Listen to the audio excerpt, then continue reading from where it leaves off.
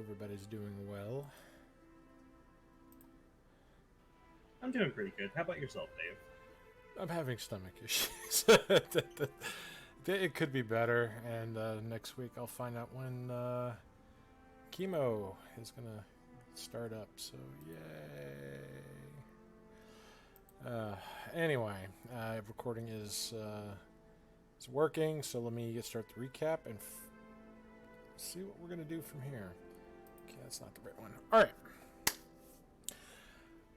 Having received your funds from your sale of the businesses in Reldon, you have spent your time over the course of the week on various personal tasks in your downtime. Some of you practiced your performances and ability to entertain the masses, while others offered their services to the various local temples, and others pursued the local merchants for wares for magical aid. You all eventually reconvened at the Drunken Jester, a quaint tavern that you all have helped both not only the patrons, but the flirty yet fiery red-headed dwarven owner, Vonana, on several occasions. It was discussed and agreed upon to call in some favors with Reldon's elite nobility to arrange a meeting with the king.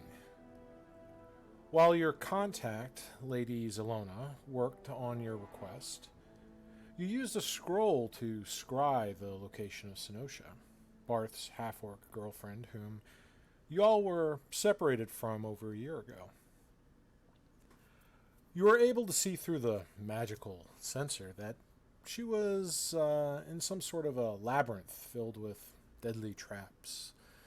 Not alone, as the bodies of others similarly dressed as her littered the death trap filled arena. While waiting for your arranged meeting with the king, you took the opportunity to purchase more wares from the various merchants' vessels in the docks. There, Menhir met a curious exotic animal merchant named Officius, whom he and Nyx both purchased an elephant and a neutralized giant scorpion. They obtained permits for both animals so they could legally be used as transport within Reldon City's limits. Nyx gave her friend Faith the scorpion as a gift.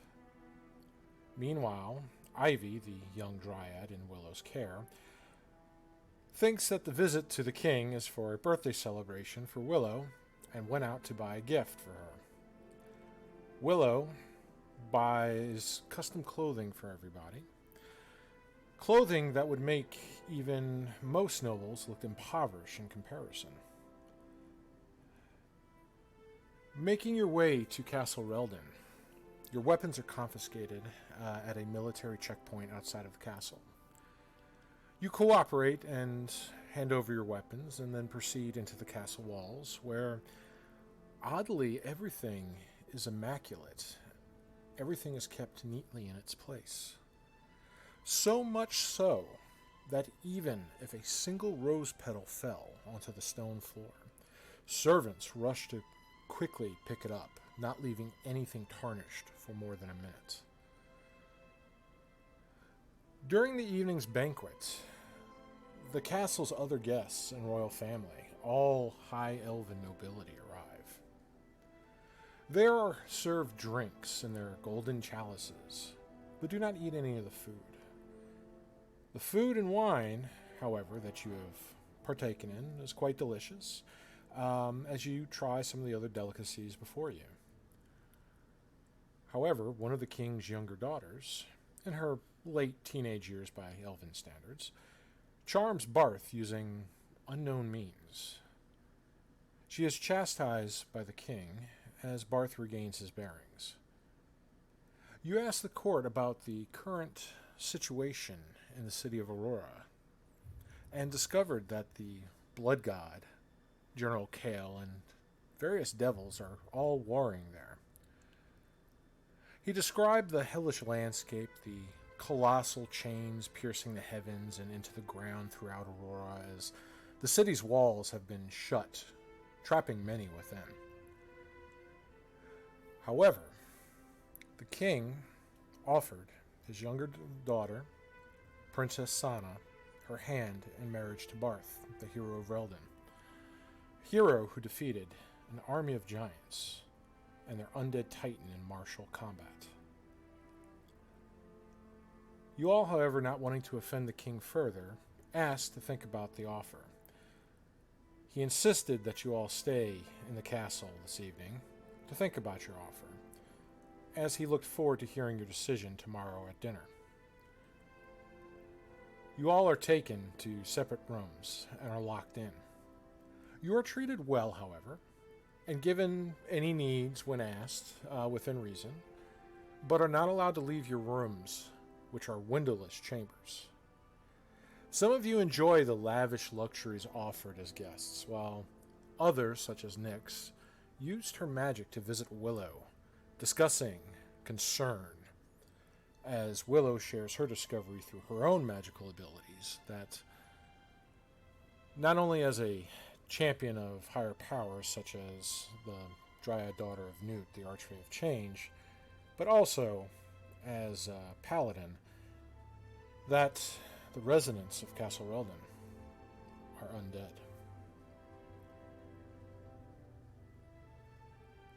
And this is where we're going to continue our adventures.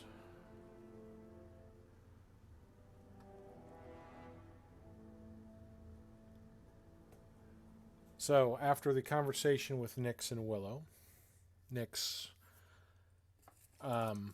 what do you do? Do you return back to your room? Do you continue to have more conversations with Willow?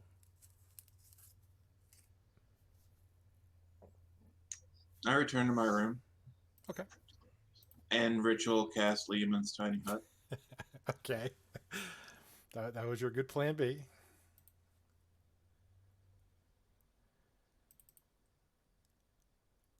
Okay. So, as I don't cause any trouble beyond that. And again, your rooms are quite lavish. The beds, quite large, even for noble standards. Fine furniture in here, private little desks and comfortable cushioned chairs, various couches and large pillows strewn about, colorful rugs and tapestries. And there is quite a bit of room for you next to cast your spell and have ample room left over once the tiny hut is in the room. Do you cast anywhere in particular in the room on top of the bed, which it could actually fit on top of the bed? I'll include the bed, yeah. Okay. All right, so inside of your hut, you stay, including the bed in the chamber. With that, let's... what is Faith doing during all this? She'd look over the room, just checking out the quality of everything, wondering why they put us into such good rooms, before then deciding to sit into the middle of it. And she would cross her legs and just meditate, most likely falling to sleep doing that. Okay. Any particular goal of the meditation? She's just trying to focus her mind, just trying to relax, trying to get some kind of extra clarity. She'd just be trying to relax. This is, at the end of the day, an odd situation. And let's be real, it's still going to put you on a bit edge being in a place filled with royal vampires. They're probably old ones. So it's just the want to calm her mind. Fair enough.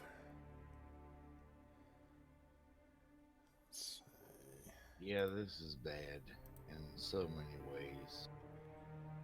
See, all right, Elodia, we need you to sneak in with my armor and some weapons. She was just tagging along. She's in her own room.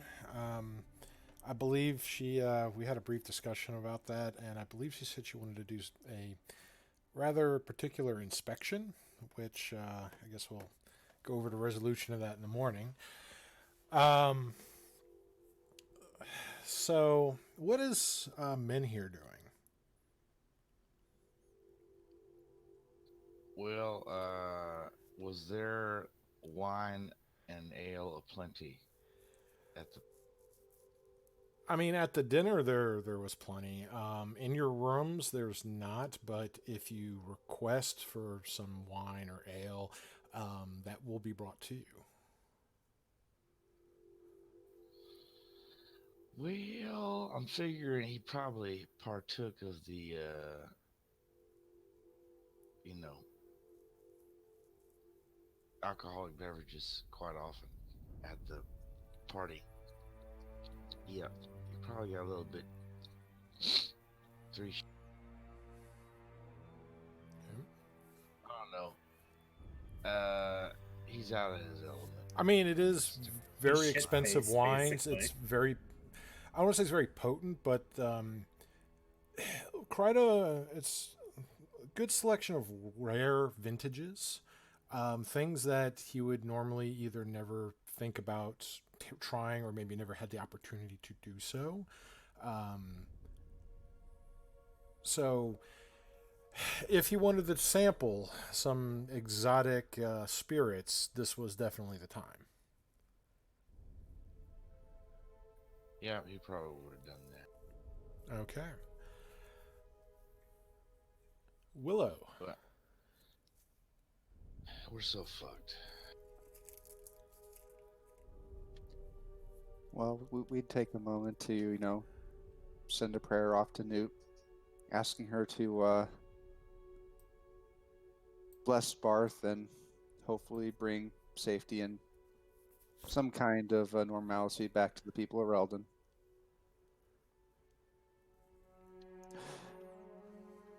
And then, hey, Ivy, want to do something my parents would never let me do? Stay up all night and eat sweets. I didn't even think of that. That's such a great idea. Let's bounce on the bed. Okay, so hand in hand, just jumping up and down on the bed like a trampoline. Remember, when the servants come in, we gotta act all noble and ladylike. I mean, did you request anything from the servants? I mean, the sweets gotta get there somewhere. Well, I mean, if you go ask for them to bring up sweets, then yeah. And you do notice, like, when you request things, like, there are 2 guards stationed outside of your doors. They seem to be there for your protection, but you kind of get the feeling they're also there to make sure you don't get into any trouble, be it from your own design or from outside forces intervening to interact with you. So they don't really bother you. They let you open the door, and when you want to make a request, they call one of the servants up, and they come up and ask what you want. In this case, various sweets. So after about 30 minutes or so, sweets are brought up.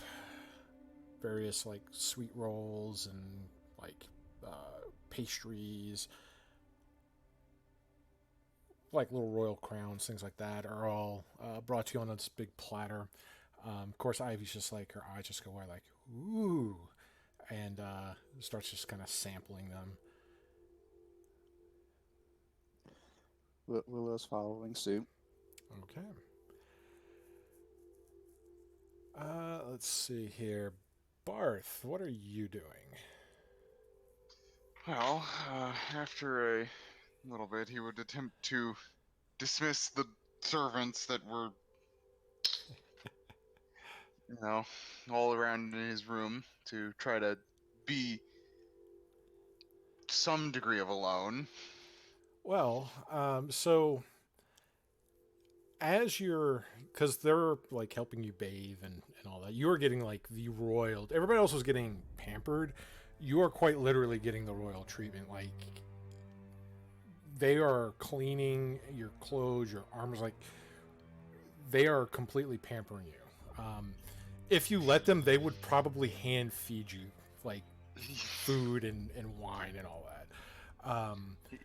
He is very visibly uncomfortable with this situation, and attempts to wave them off at every opportunity to varying degrees of success, I would assume. And they all, well, to various degrees, but they always kind of like look like they did something wrong, and they're just like, oh, well, what can we do to help you? And you know, they're basically trying to see what else they can kind of do to help you. And during one of these little fits, as you're trying to get some privacy, so you can just enjoy your bath alone,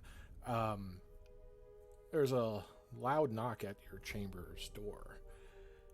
And one of the girls opens the door, and standing there in same regal attire that was worn during the banquet, the hair done up, tied up in kind of a almost like a beehive style hairdo, with a golden crown upon her head, is Queen.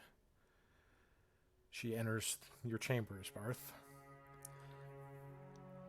Now, Seeing this, he's going to immediately scramble for the nearby towel that may or may not be there, and attempt to cover himself. This is this is a rather inopportune moment. What do I have to owe this honor of yours? and she kind of addresses the four little serving girls that are in there. Said, "Leave us." And she just waves with her hand, keeping like two fingers up in the air as the servants quickly just kind of bow, avoiding eye contact, and scramble to get out the room. The guards quickly close the door behind the last one, leaving you and the queen alone in your chamber. Both. It's good to get a chance to talk to you in private. And don't be shy. You have nothing that I have never seen in my lifetime. And don't worry, the king and the others will not look down upon you for my visiting in here in your current state. He knows I am faithful to him. What did you want to discuss? And he very clearly does not relax despite her statement.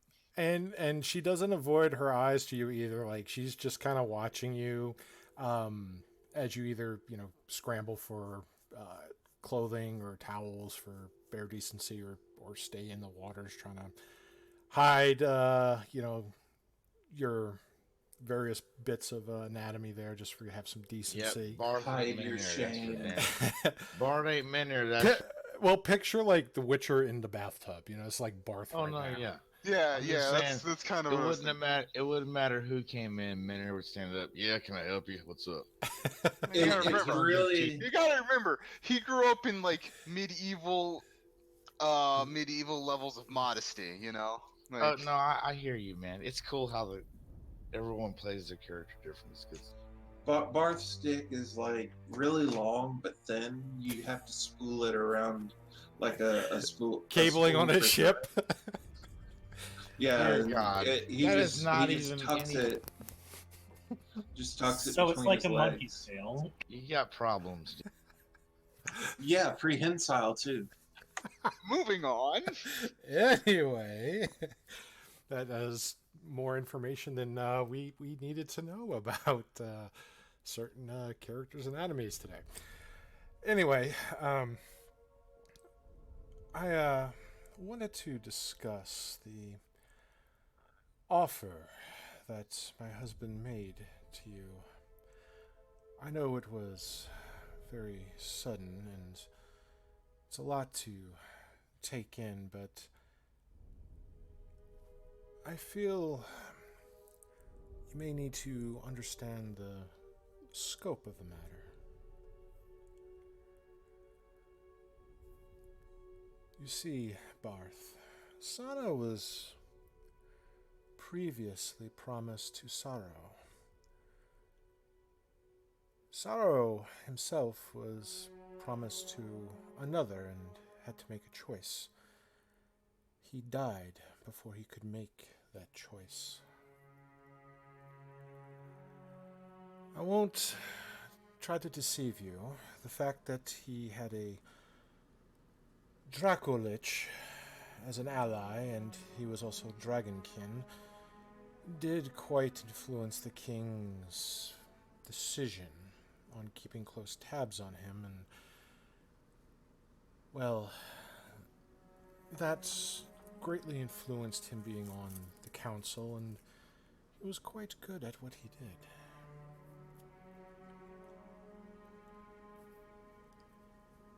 As for you, and she's saying this, she's walking closer to where you're at. You don't even hear her footsteps. She's almost like gliding across. Like, you just see the gown barely touch the floor.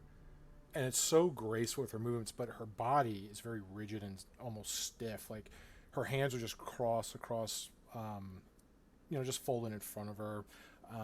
She has a relaxed look on her face, but her posture is very stiff. Barth, since you, an outsider, you risked so much during the Giants' invasion of Reldon. And she raises her hand up. You see her jeweled hand just kind of raise up a finger. Yes, I have heard all the bard's tales, but what I have also heard that most have not are the direct accounts from several of the soldiers on the front lines that day. Men you helped save.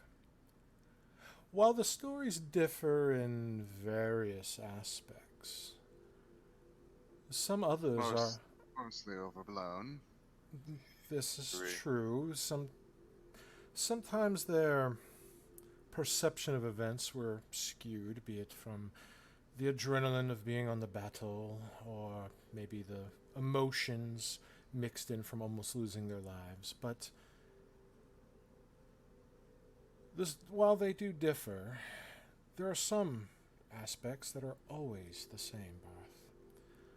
Aspects that you were the one in the field, in martial combat with the giants, risking your life, and the fact that you were the one who dealt the, final blow to the abomination that was the Undead Titan.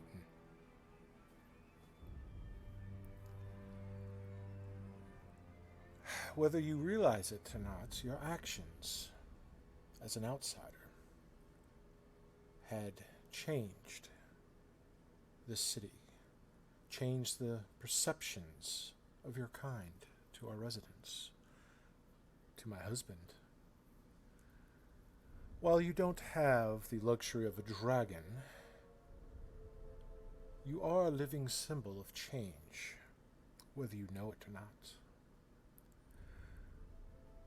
You are, and she's like walking by where your bath is and just kind of gently trails her fingertips in the waters, making little ripples. You are also very capable, as your actions have proven.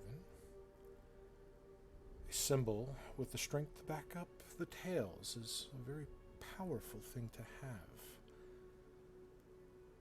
Such a symbol could galvanize our allies and terrify those who would conspire against us.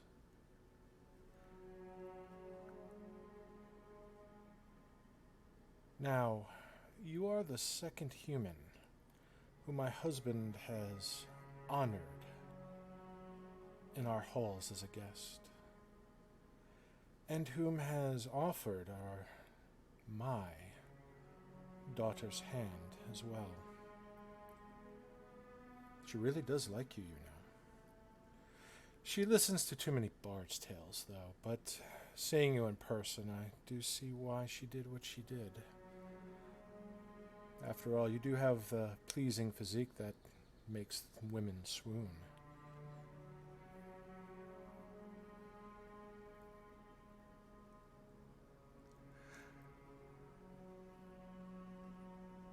Now, I know men such as yourself may be thinking, can I trust this family? Can I trust this king, this city? Trust is such an outdated way of thinking.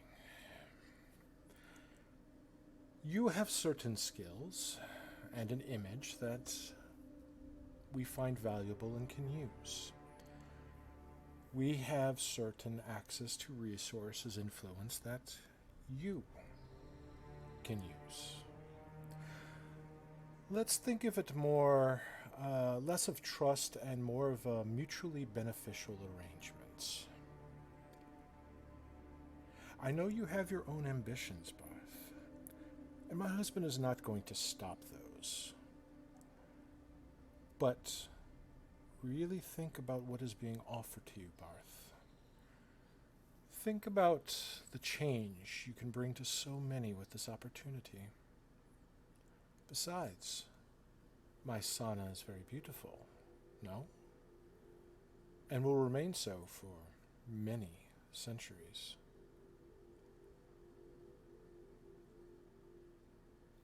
All the centuries. Hey, listen, alright. Sounds good to me. What's fucking hilarious is when you said trust is an outdated issue, and then I immediately thought, nope, it's pretty much on point all the time, no matter how what time period it in. Trust is kind of necessary.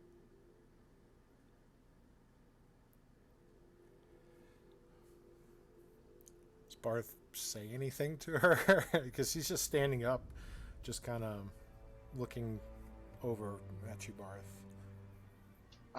I will take your wise counsel into great consideration this night. Very well. Then I will leave you to your bath. And she claps, and the doors open, and the girls come in with like more towels and like scented oils and wine and all that, and they just start kind of going in, cleaning up some of the area by the bath and trying to set up some more luxuries for you, Barth, as the queen just kind of smiles in your direction and takes absence of the room, again just gliding across the floor. Oh, I'm so screwed. Well, I mean, it depends how you look at it. Is that a good thing? Is that a bad thing? What is going on for Barth? I actually have to go to the bathroom, so... That's fine. No, that's okay. We'll move on to somebody else then. So, let's see here. I forget to pull up one thing. Yeah, we're fucked. This is bad. Okay, this whole situation is bad. That's all I'm saying. No armor, no weapons. I swear to you, okay, if this situation ever happens and we survive this, and then we ever have a situation where we're going to go somewhere where we can't have, gear, I'm going to refuse. I'm just letting you know that in advance. So it'll be a whole session without your buddy Rick, because my character will not go ever again. They're showing no hostile signs. Why are you needing a weapon?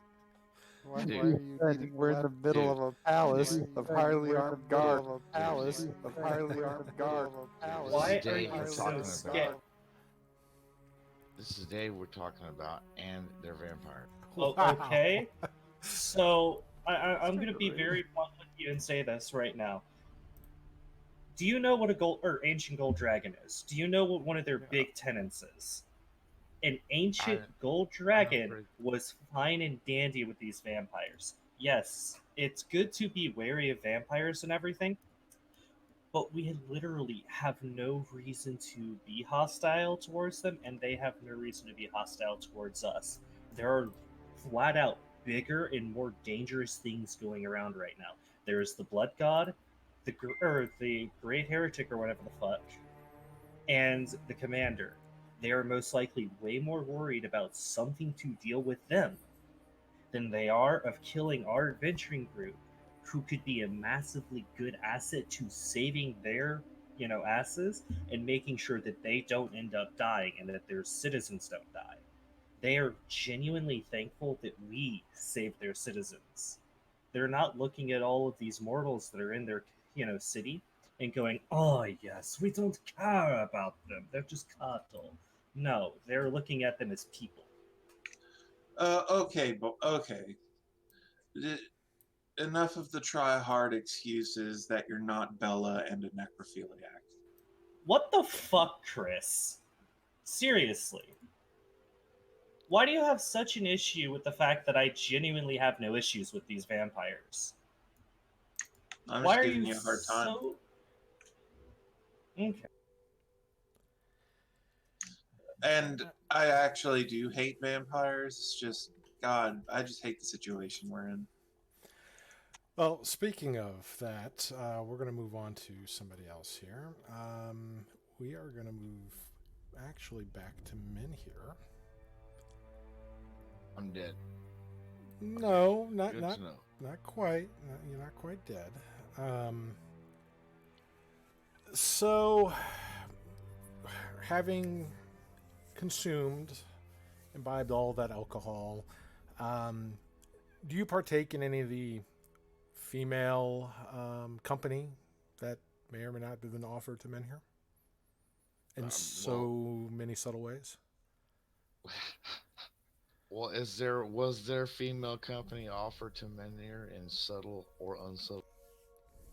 The servant girls may have asked if there was anything, wink, figured. wink, nudge, nudge, that they could do for you.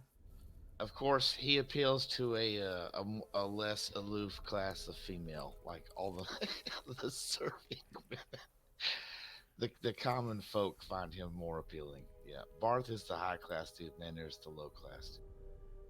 So are the serving women human? No, they're elves. They're high elves. But they're not undead though. You have no idea. Well, I'm fitting to find out. Hell yeah, he'd partake, man. What the shit? That's like remember his list. That's like one of his weaknesses, man. All right. Women. So, you have a really, well, I don't know if you have a good time. It's up to Menhir, but there's 3 girls that you don't refuse. And yeah, he is kind of picky. They gotta be. He narrowed it down to 3 after going through various, bring me some more girls up here. Come on, I want to see what you got. No, he didn't do it like that. So, but he narrowed it down to eventually 3 and had whatever time that he had with them, doing whatever he was doing with them. They did not try to hurt you or anything. They actually tried to make you feel good. And eventually, Menhir, you just kind of drift off into sleep. All right, I'm a vampire, guys. Thanks for playing. No. I'm dead.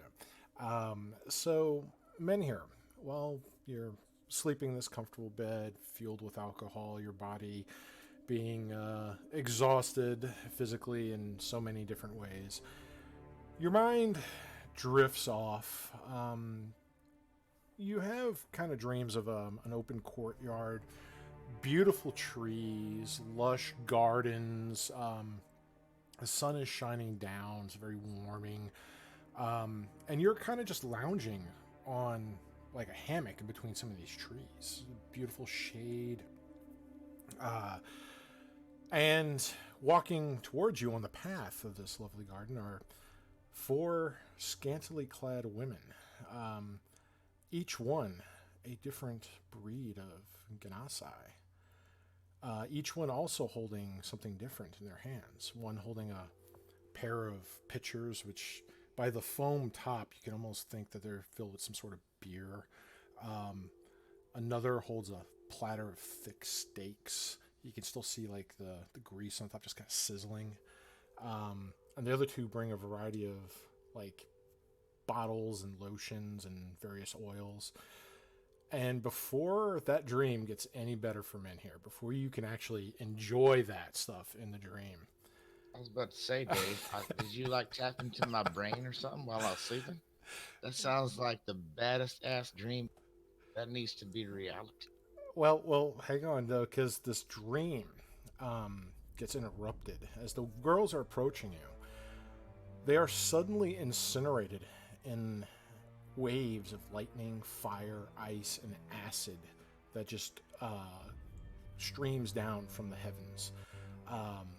The intensity of which is so forceful that it splits and splits the ground as it starts to fall apart around you, creating sort of a pillar-like platform that you're now on. And the surrounding landscape has transformed from that serene, lush gardens to now a sea of molten rock and a raging inferno.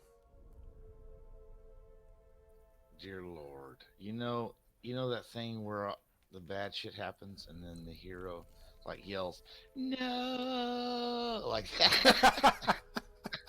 He does that when the girls get incinerated. Oh damn, that's crazy. And then what happened? What does men here do? You're stuck on this pillar, surrounded by molten rock and raging inferno as far as the eye can see. Is he aware that this is a dream now, or?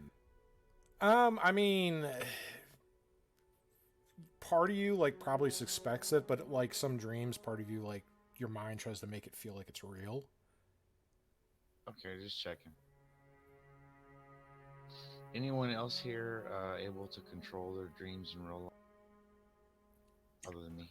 I've done a Depends lot on of how I go different. to sleep. I've done a lot of different meditations to try it. I've only managed it a handful of times. I'm a natural dream controller in real life. I can, If if I I- know it's a dream, I can do what the fuck I want, no matter what. Like the limits are my imagination. I'll be right back. I gotta answer the door. Just doorbell ring. I'll be right back. Okay. All right. Well, All right, Rip, I I am can't back. actually answer his What question. did I? Who died? Men here is surrounded by a sea of molten rock and raging inferno, so you missed that. We're still going over that, but he had to BRB IRL due to somebody at his door. So we'll go back to Menhir's dream in a moment, and while we're waiting for that, we will go over to Willow. I'm back. Oh, okay. Well, I was about to jump onto somebody else. So we'll continue with Menhir. So, Menhir. Yeah, well, shit, man. So he's basically on a plinth of fucking Earth, surrounded by horrible shit. Correct. You feel the intense heat of the flames. They kind of they're licking up the side of that pillar.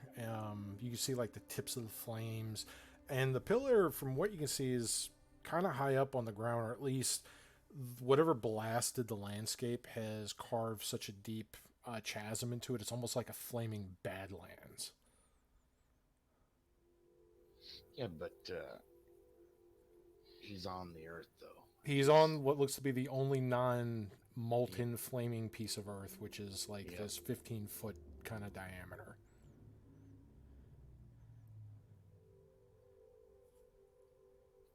Fuck, man. I guess since he's newly, converted to the faith of the goddess, he would call out to her, because I mean, it'd be beyond the realms of his experience on what to do in this kind of situation. Okay. Is anything in particular you say calling upon the goddess? for Laura. Lady of Beauty, help here. I'm in some shit. Okay. I turned the heat up too high. I left the stove on. Shit. Well, I mean, come on. You said he didn't really know it's a dream. Yeah, so no, it's fine. Well, men here, I want you to make a persuasion check. Okay.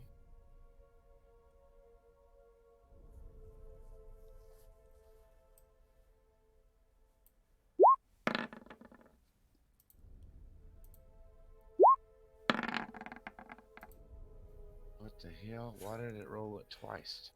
Did you have it set to roll with advantage? No, it rolled it 2 separate times, but I only clicked it once.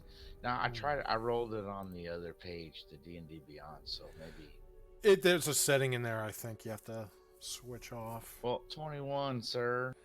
All right. So That's pretty damn good.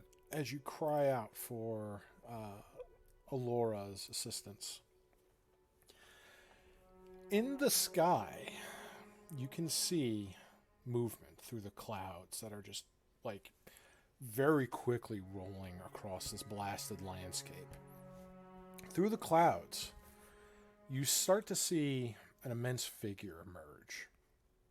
It looks to be of some sort of a platinum scaled dragon that seems to be battling another figure within the clouds, a very dark figure. This figure, from what you can tell, is some kind of colossal hydra with wings. As you're trying to perceive what's going on here, you feel something poke your leg, like at the shin. Like, stab? Not like a stab, but something very kind of forcefully poking your shin. I look down at my leg.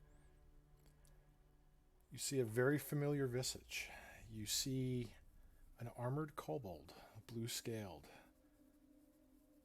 looking up at you, poking your leg with a single claw Click. digit. What the hell? Giving you that kobold smile that he always does, the jaw kind of half open.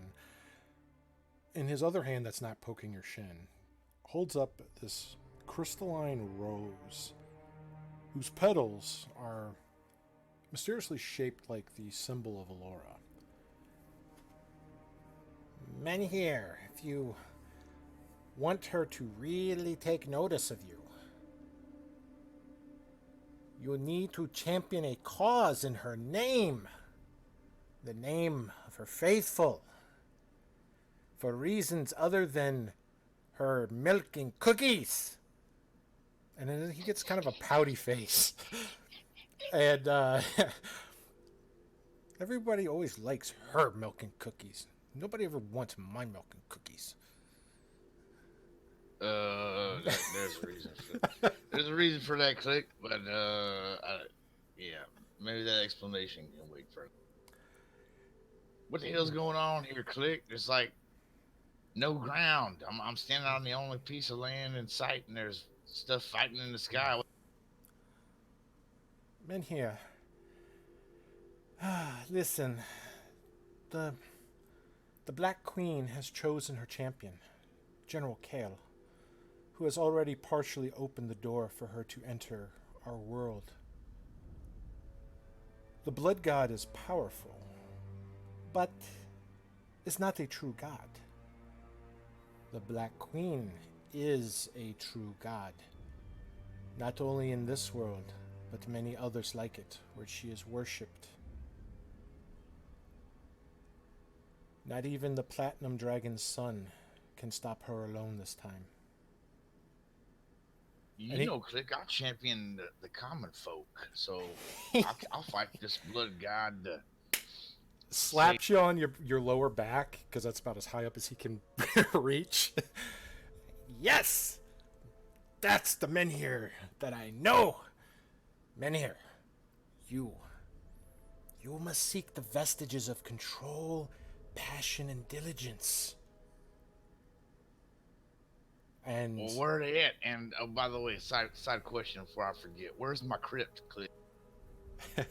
well, as you ask those questions, the pillar is blasted by the same energies that ravaged the land, that murdered those beautiful women, giving all those gifts to men here. And the pillar begins to collapse into rubble, into the inferno, as you feel yourself being pulled down into this overwhelming heat, falling. Your body does that jolt it does when you kind of fall in a dream and you wake yourself up. Men here. Yeah. I want you to make a perception check for me. So the commander's more Horus than Sanguinius. Okay, that's significantly worse. Whoa! That's a nat 20, brother. 25. All right. So, as you wake up, next to your bed are 4 things. There's a platter of cookies. There's a pitcher of milk. There is that crystal rose that you saw in your dream. And there is a jeweled ring.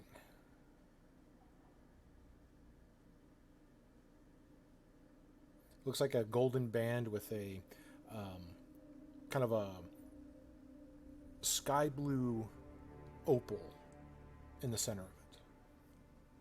But there's no other markings otherwise. Well, he chuckles to himself because he knows that that's from Click. Because Click, gives him actual milk and cookies. Like, this shit is too damn funny. But yeah, he'll As drink is the milk. appropriate. He'll drink the milk and eat the cookies, and he'll examine the crystal rose and the ring. And he'll also freak out because he realized that was just a dream. But it's a dream that left some physical objects in the real world.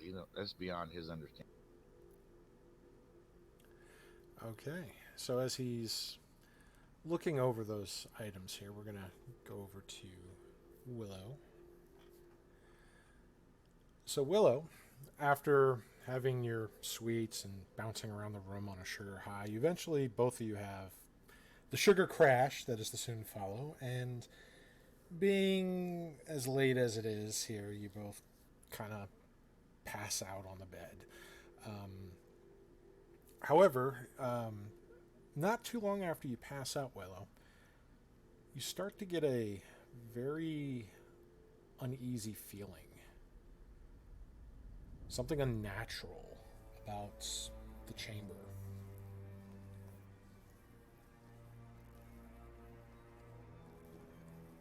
Time to pull Ivy close and divine sense. As you reach for your sister, she is not where she was when you passed out.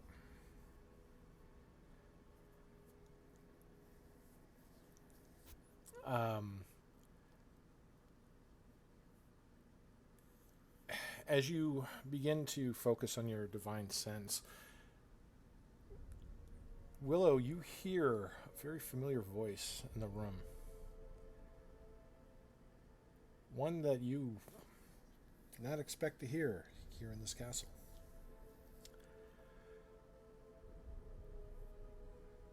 Not too far away, about at one of these lavish cushioned chairs, you hear the voice of the arch-heretic. As you look in that direction, you see Ivy is on his lap. Appears to be reading from a large, flesh-bound tome. In between you, her, and the arch-heretic appears to be the revived forms of the Nemesis, just staring around your bed.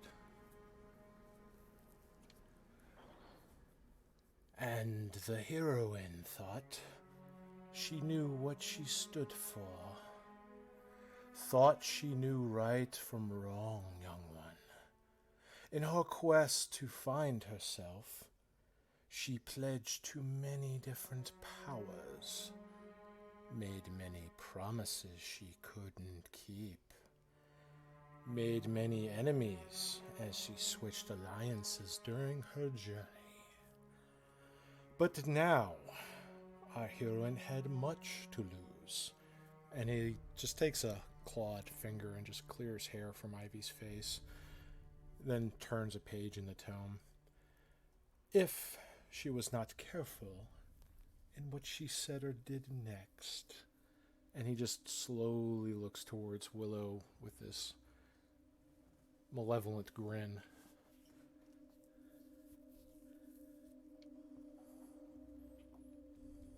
Right, so, gonna take out that,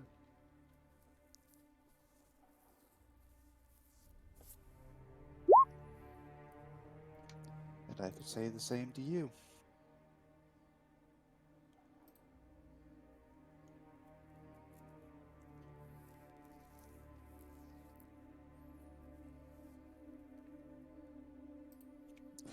Ivy, dear, story time's over. Let's go back to bed.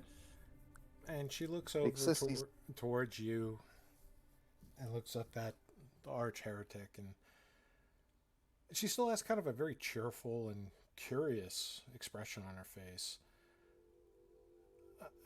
What happened next?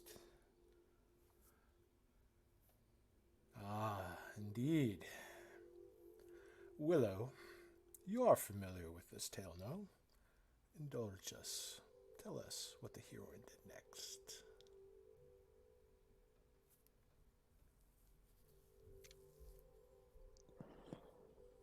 Well, it's quite easy. You see, my dear sweet sister, in the end, the hero found what she was looking for and went back to purge those who crossed her along the way, thus restoring balance to the world. And you hear Ivy yelp in pain, and she just kind of looks at the arch heretic. Sorry, I cut my finger on this page. Oh, don't worry. The pain will go away. It always does for good little girls. And you wouldn't want to be a bad little girl like the heroine in our story, would you?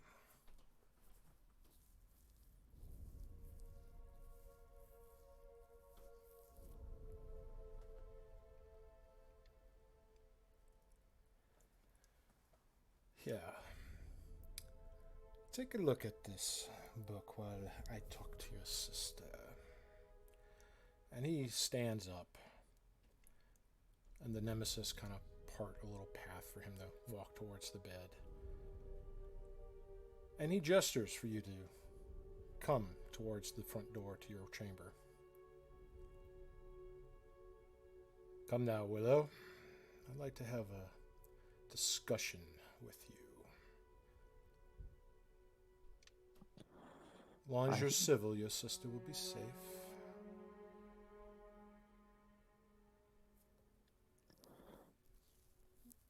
Alright, Ivy. And she looks up. Uh-huh. And she's just kind of like looking at the book, just holding it like upside down and turning it about, trying to make sense. She's looking at like some of the pictures in it.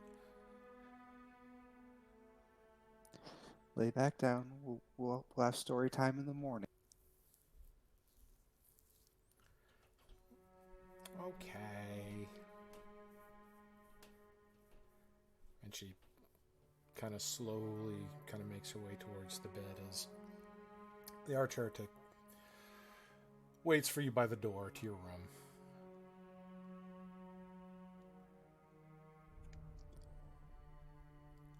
Yeah, she will follow, dart ready in hand. So Ivy goes back to the bed. The other nemesis still standing there, the large hulking iron colossus, this troll that looks like he's doused in constant flame, but doesn't seem to be bothered by it. There's another man with black, greasy hair, various like sores on his face, very pale skin.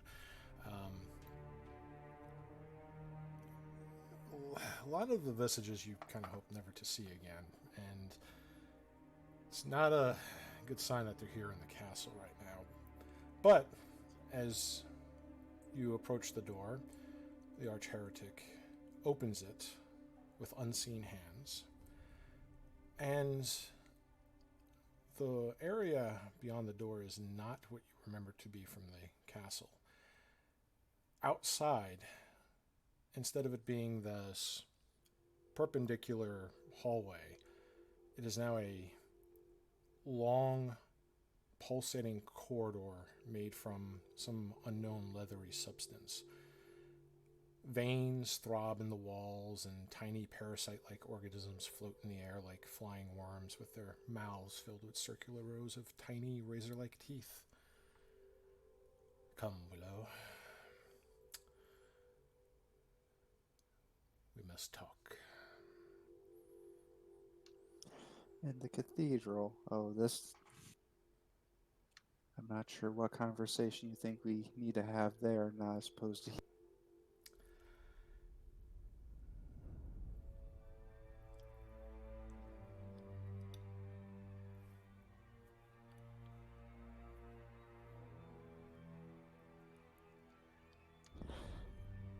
I've walked in too many traps along this path. Make no mistake, if I wanted you dead, you would be dead. Unless you want your sister to hear about your very detailed past and what things could soon come, it would be best if we walk away from this chamber out of earshot.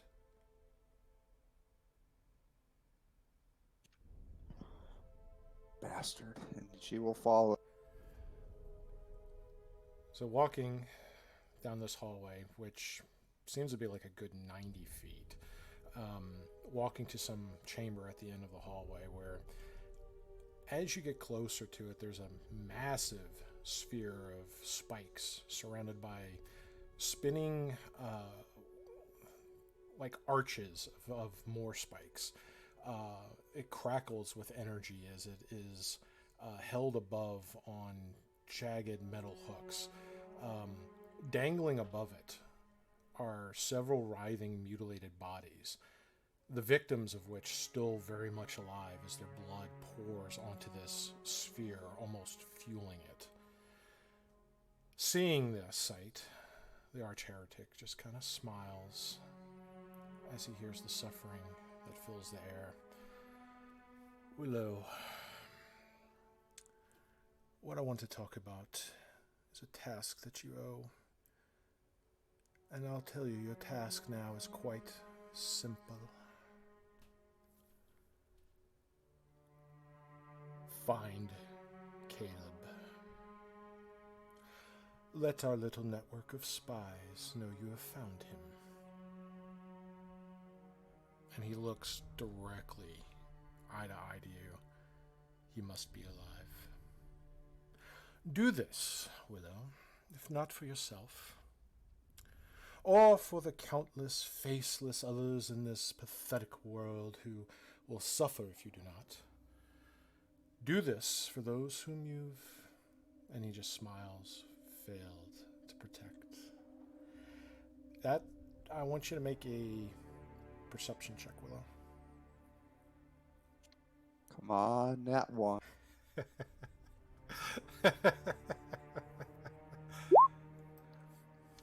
I mean, 11's kind of like a nat one. Well, so with that perception, you see a figure walking at the other end of the hallway by the room where Ivy's at. At first, you kind of get a little concerned that there's another participant, another figure in that area. But At a second glance, figure starts to look familiar to you. And then the shock from realization hits. It's Remy. Only he looks very pale now. And he carries a very unusual firearm. And he just has a pair of revolvers strapped to his chest. His eyes cold, almost unfeeling and piercing like heated pokers. The arch-heretic begins to speak again. Do it for those who you still have a chance to protect. For those whose suffering will be legend if you do not. And he makes sure your attention is drawn to the other end of the hall, where the open door to your chamber is, where Ivy is sitting cross-legged on the bed, tome in hand, still kind of wide-eyed. And she seems to be playing with some kind of strange metal disc. Willow, look at me. Look at me. Seek the witches of Darkbane. They can summon the God's Eye to locate the boy. And remember, do not do it because there are many fates worse than death, Willow. And he whispers to you, I can do all of them. Almost reminding you of some of the heinous acts that he has done. You see a gelatinous centipede-like creature, one that you learned about from the memory sphere that you found, a reminder of his cruelty.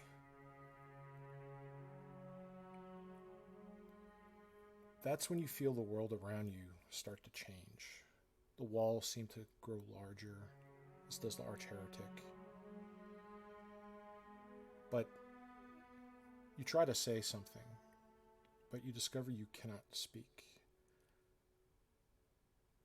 You find your lungs no longer work. You cannot breathe, but have no need for air. Your body becomes very lethargic, very difficult to move. And soon you become the same height as this centipede-like creature before you. Then the arch-heretic smiles, standing over you. Do it because I command it. Willow, you have no mouth, but you must scream.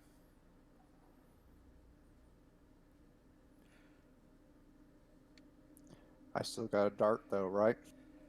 You don't have hands anymore. Well, I will wiggle violently in his general dive. As you start to kind of wiggle, you wake up in your bed, kind of gasping for air, and next to you is Ivy, who also kind of wakes up with a start. Sis, are you okay? And like the guards just kind of open up the door to your chamber, and they're kind of looking around with their weapons. What's going on? Everything okay? Just a nightmare, just a nightmare. Sis, and the guards kind of close the door after you kind of calm down the thing. Sis, can you do that thing that you do? My finger has an ouchie. And she holds up the finger that she cut when she was reading that tome.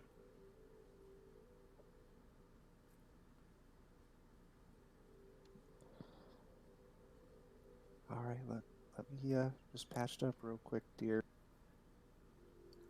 And you feel something very hard and small underneath you on the bed, like between you and the stuffed mattress.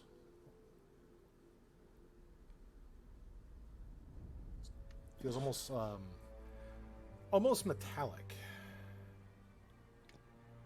Dart back out. All right. we're gonna try to heal her and then figure out what the heck this. Fair enough. Actually, you know what? First step, detect magic. Ooh. Let me see. I don't know if this is actually qualified as a magic item here. Let me just double check here. Da-da-da.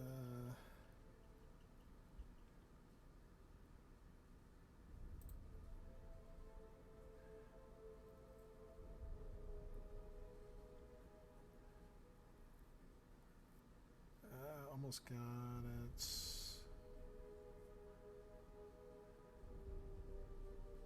I thought it was there. Hang on.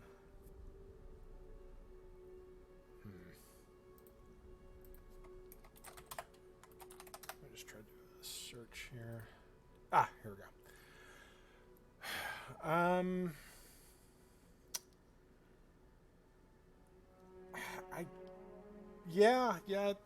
I would say it is. Probably necromantic aura. You detect from this item that you're currently sitting on.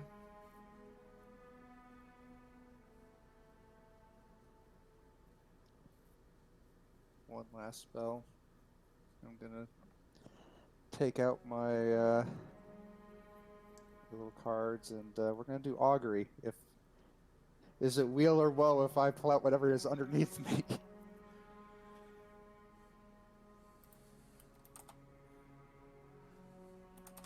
If there's a terrible cursed item underneath me, I'm gonna call for some King's Guards to take care of it.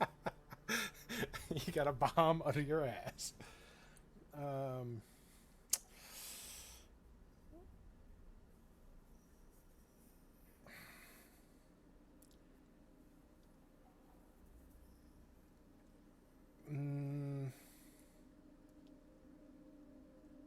You actually don't receive any sort of otherworldly omen in response. Kind of makes you think that the results may not be specifically good nor bad.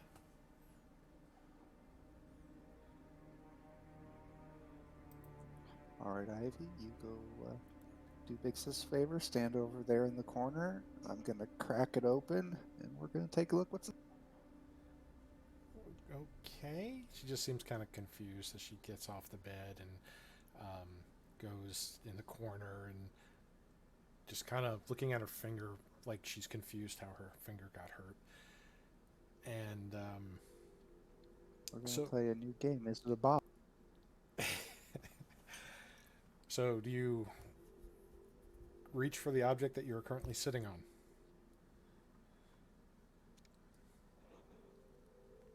Yeah. Your fingers make contact with something clearly metallic. The edges of which seem to be almost smooth, but quite thick. Probably about a good inch or so, like, high. As you pull it out, it's this solid metal disc, about 5 or so inches in diameter. The top part of it, though, is this almost like a smoky glass-like screen.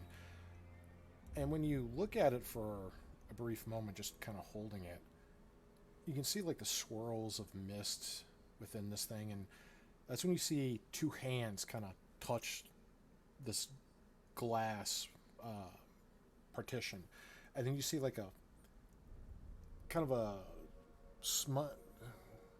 a blurred face press against the glass, almost screaming in agony.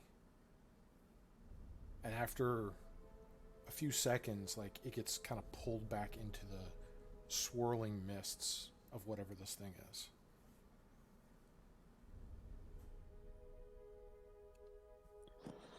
I have an idea what it is. Willow doesn't.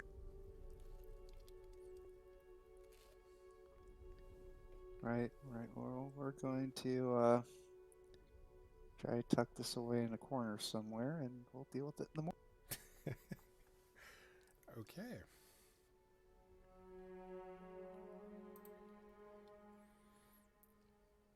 So do you like cover it under towels and blankets and pillows and just like throw it somewhere far away from the room, like in the far corner of the room? Being gentle with it, does the surface of it look like it's made of glass? I mean, it looks like almost like it's glass. You're not sure if it's got the same fragility as glass, but the transparency is there, and there's this bluish grayish swirling matter inside that you saw something come up and press against it, like it was trying to get out in agony, and then it got pulled back into that swirling mass.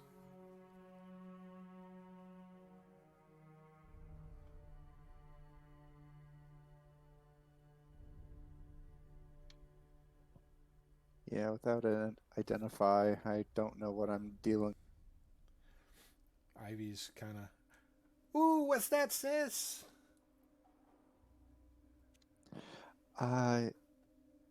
It's a birthday present.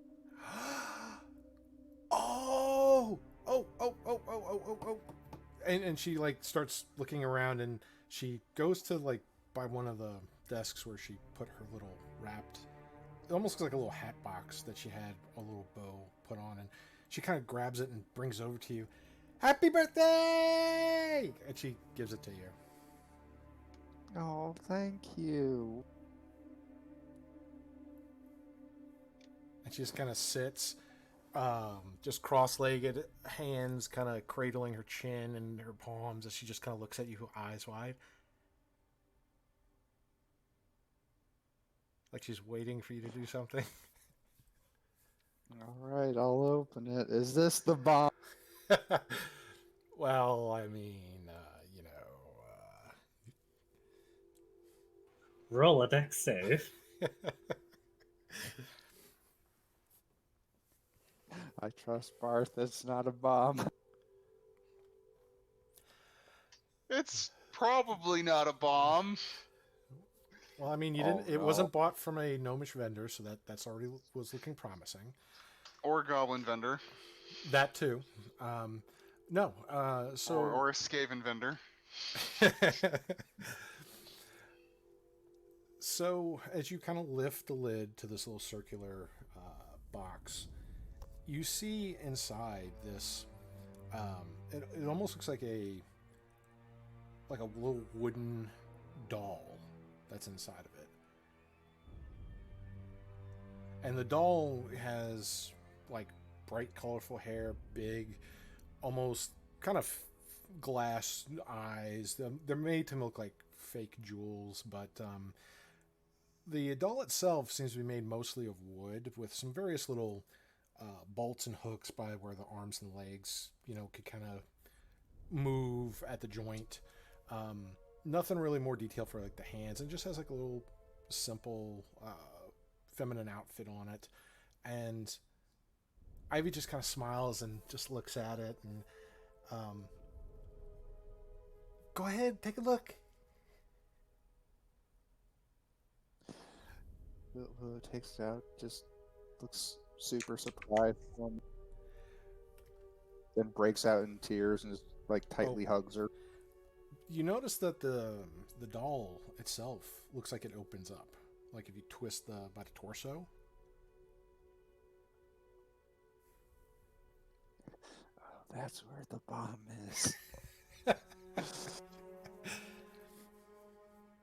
Okay, well, after the hug, she'll try to. So you just twist it like a quarter turn, and then the little grooves inside just kind of release, and you're able to pull the torso apart. And when you do that, you notice that the doll's back has like these little fairy wings, and inside is this smaller doll that's green, has bright red hair, and has like a little tiny little like wooden sword in one hand, and she just kind of smiles, and you can tell that that secondary doll, it was meant to kind of look like you, and like the other doll, this one also looks like you could twist it and pull it apart.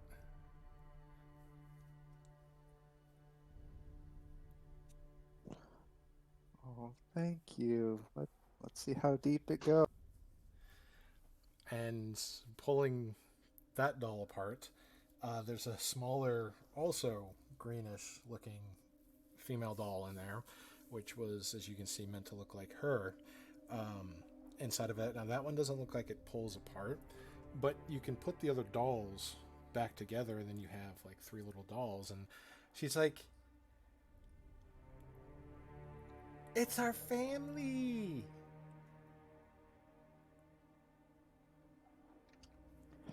Right back to tears. Back to tears and hugging. That 20 gold was worth it. Yep, she got the dolls. She found a doll that had what she was looking for with that, had an idea, and had it modified with the extra gold that was given. So that's what Barth got to kind of witness.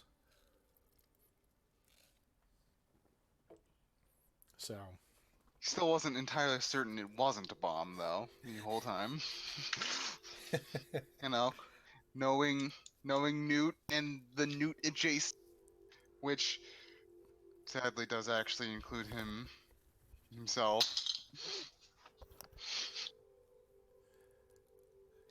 yeah, that's what happens when you become a champion of an archfey. But yeah, she Unwillingly, but yes. true. But yeah, Ivy does kind of hug you back, and she's like, "I'm glad you like your gift." And she's like kind of holding the dolls up, like, "I'm Ivy," and you know, she's just kind of do like a little mock little play, and like, "I'm I'm Willow, and I'm big and strong, and I do the right things, and I'm Ivy. I want to be like my big sister." And then she takes the other one, like, "And I'm Newt, and I love my girls." And then she like makes all the dolls like hug each other in like a circle. She doesn't speak Draconic, right? You don't know.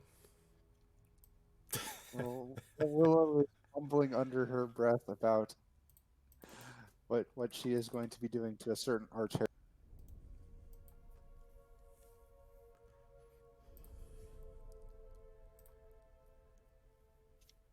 He speaks of legendary suffering. He has no idea.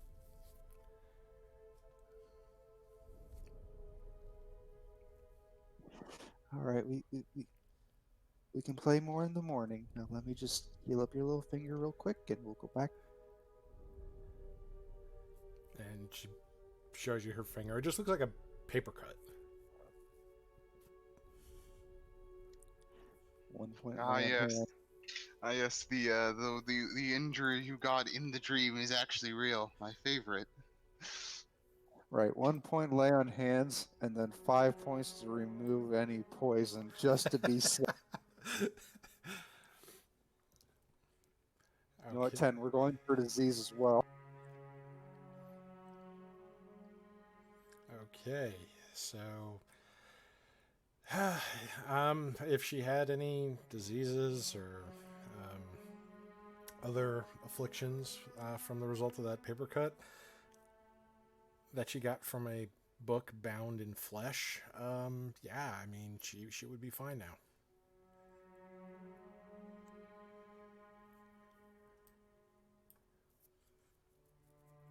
All right, we're going back to bed. Big spoon, little spoon, and we're holding tight. Make sure that doesn't happen again. Okay. So, you're big spoon, she's little spoon, and she's doing the same thing to the little doll. All right. Well, for the rest of you, you are not visited in your sleep or disturbed otherwise. When what you can only assume to be the morning arrives, you are all receive a knocking at your various chambers doors. Duk, duk, duk. And what do y'all do? Has it been 8 hours? It could have been 8 hours. It could have been 9 hours. There's no way to tell the time of day. You did get a Yes, long there- rest. If Yes, that's- there is, because if it's been 8 hours, Leoman's tiny hut is gone. Fair enough. Yeah, the hut will be gone. Okay, Nyx will get up and fix her hair so her owl is comfortable, and then walk up to the door. What?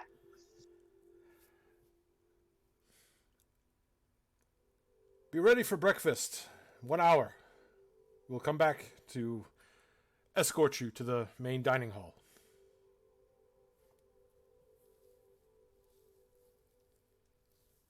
I walk into the hallway and start looking for Faith.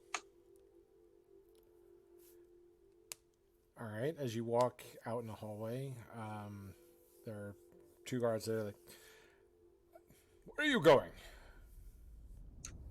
Looking for my friend. Which friend are you looking for? She's dressed in like black with this little white hood thing. Her name's Faith. And they kind of look at each other and look over at you. One of them just kind of shrugs, and the other one just nods. All right, follow me. And walks down the hallway and leads you to one of This is the nicest nursing home I've ever been in. Doesn't respond to that, just kind of looks down at you and gives you that look like, right. But you come to another door that also has 2 pairs of guards, and this one would like to have a word with the guest in this chamber. Well, and just kind of bangs on the door. You have a visitor! And they let Nyx in. I go in and hang out until breakfast. What kind of condition is Faith in there? Is she still meditating? Is she doing a handstand? What is she doing in there? Anything? She'd most likely be getting ready for the day by then. She'd wake up, stand up, do a few stretches, and then be just waiting to be let out of the room. Okay. So, when you hear the knock, you think it's them coming to get you for the dinner, but sadly, that is not the case, as you just have a visitor. As the door opens, you see Nyx enter the chamber.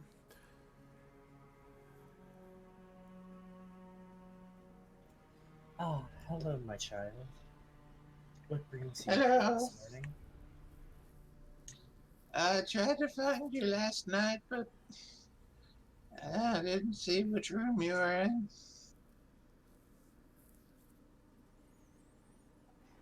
Is there something that worries you then? Yeah, we're in a castle with a bunch of creepy people that we don't know.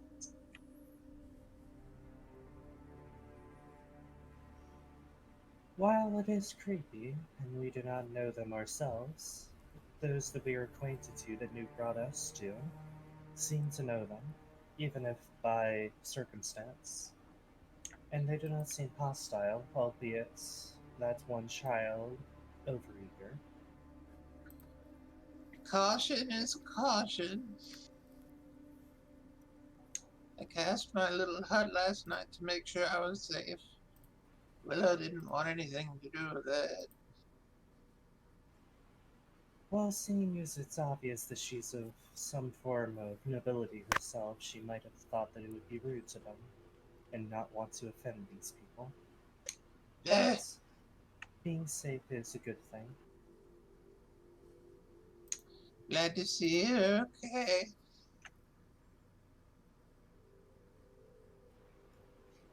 And it's good to see that you are okay too, my child.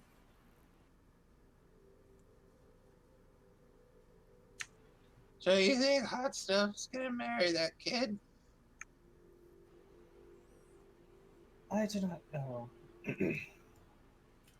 Newt herself may not take kindly to the situation, but seeing as she is the daughter of change, she might also see it as something good.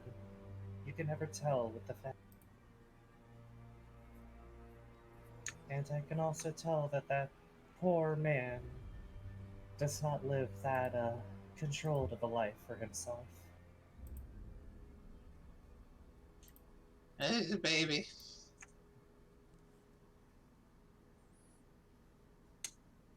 So are we doing anything other than breakfast? I was wanting to talk to them to see if what their plans are when it comes to everything going on.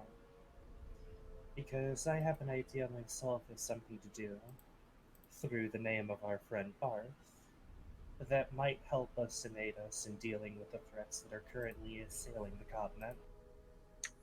What did you have in mind? To start an army. And she says that as stone cold as possible, not even blinking an eye. An army?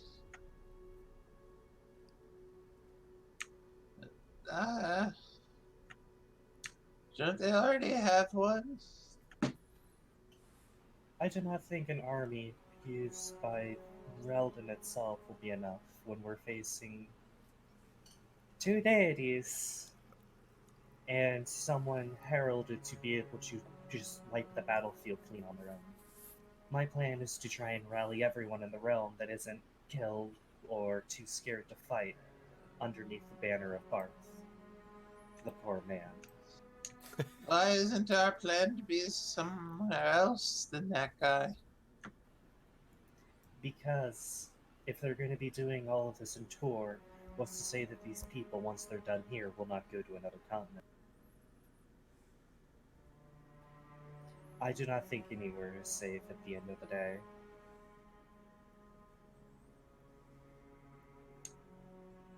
So it was right to cast Lehman's hut.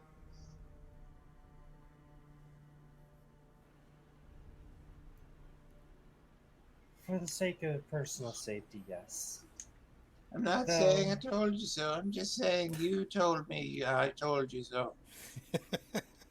She's more of saying that when it comes to literally everything going on in the continent, literally nowhere is safe, and it was That's my also point. kind of proven true in the Whippersnapper. case of Willow.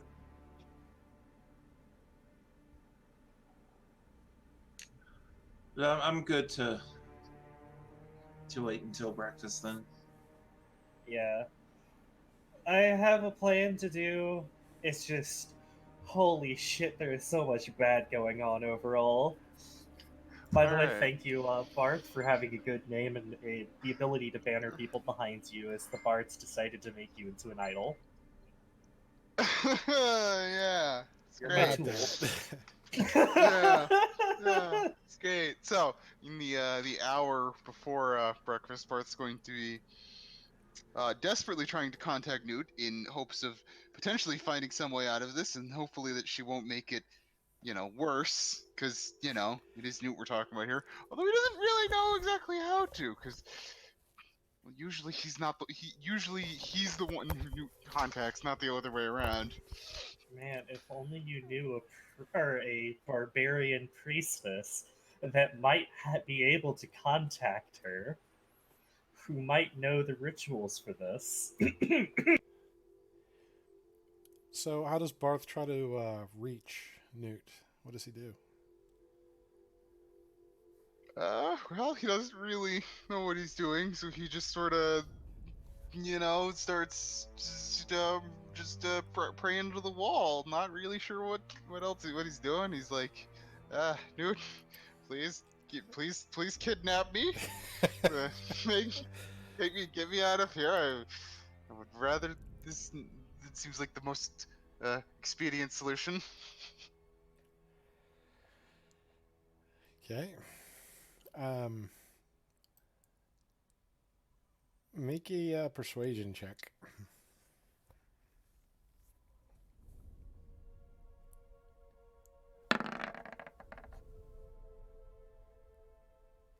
17. I shouldn't have been at advantage. It's 17.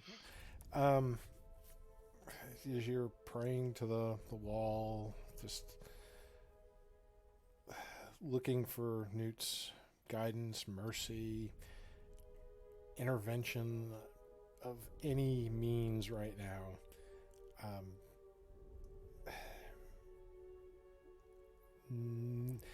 Nothing seems to really change in the room, or seems to no messengers come, no annoying fae enter the room. The only thing that happens momentarily that gives you kind of a spark of hope, but then like nothing follows it, is like some of the candles in the room like almost move as if there was like a breeze, and then that was it. Great. The one time I actually want you to come annoy me, you don't. It's like you know how to make my life a perfect living hell. That's your Newt. Yeah, it is. What about the rest of you? What do you do with your hour before breakfast?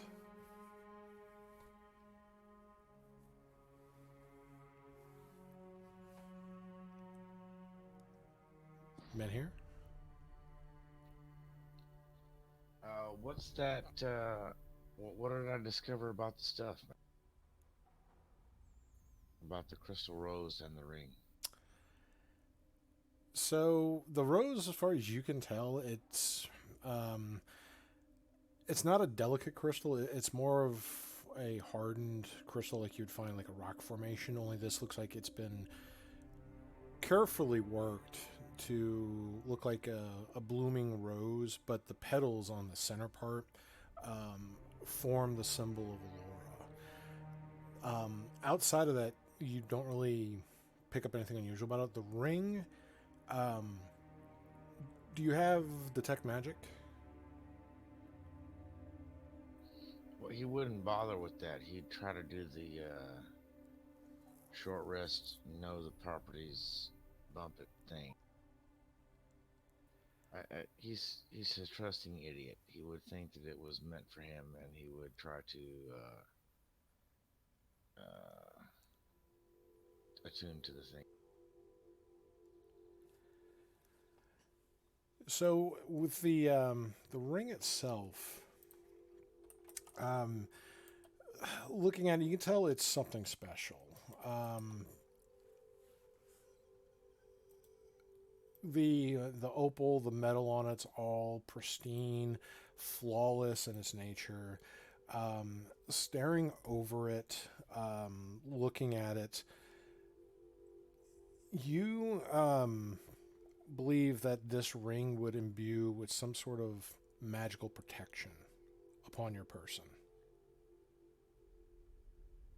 Might make the energies with it might help deflect hostile blows to your person, whether it be in martial combat, or anybody trying to waylay you. This ring, you believe, would make it more difficult for you not only to be hit, but also for you to be affected magically in some regards. Basically, you believe it to be some sort of ring of protection. Awesome. Are there any markings on it too, or no? Other than the band and the flawless opal on it, it is perfectly pristine, no imperfections whatsoever.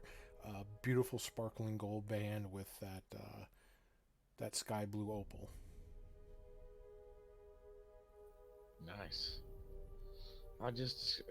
Technically I should love gems because they're of the earth as well. Gems are. You have a certain appreciation of them. Well, cool. I'll attune to the ring. Okay. You will, once you attune to it, you'll gain a +1 bonus to your armor class and saving throws while the ring is worn and attuned. Awesome. That must have been a gift from Click. Woohoo!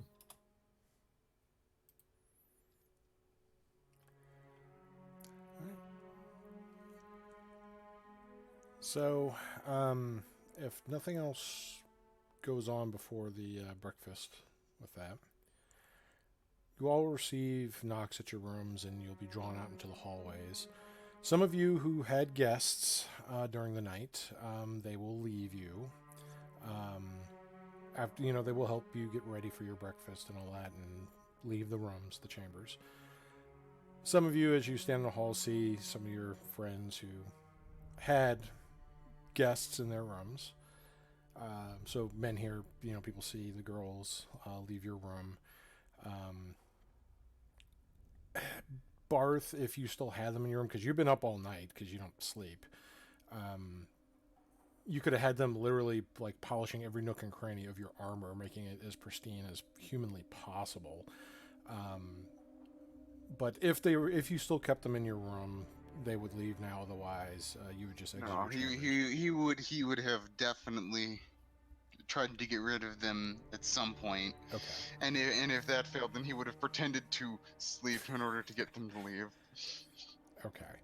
So, you see a few gentlemen leave Elodia's room.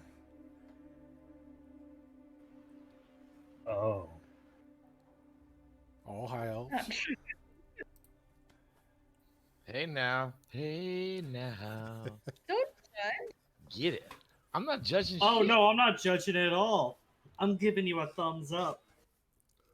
Minner would not judge that in any kind of way. He'd be like, get it, girl, you know. He'd probably give you a fist. Just fist bumps. Okay. And Willow and Ivy, he both exit your room, and Ivy's just kind of giddy, and you are escorted through the halls. Again, everything kept very immaculate. The servants just keeping everything clean as you go by.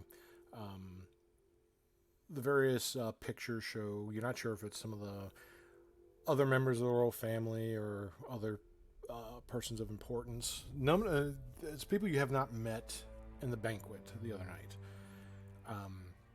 But the people look regal, distinguished in some of these oil paintings. There's various landscapes of places you can only assume to be other spots, either from Tor or maybe Kelowna itself. Various landscapes. But going through the halls here, seeing the various works of art, the beauty that everything is in here, you're guided to a large banquet hall. Not the same one you had dinner in. This is another chamber here where you're led to an empty table. There are various fruits and things are already upon it. There's various candles lit around the chamber, little almost like candelabra stands that have multiple candles and rings going up, illuminating the room as banners, and various like shield and sword banners, like the actual armaments just kind of hang decoratively from some of the walls of the stone chamber. You are guided to one of the tables, and as you sit, the servants come over and start bringing you like things of water and various like cheeses and breads. But nobody else is in this chamber. It's mostly just you. There are some guards by one of the main entrances to the chamber where you're escorted in, but they are staying on the exterior of the hallway here, not in the actual dining chamber itself.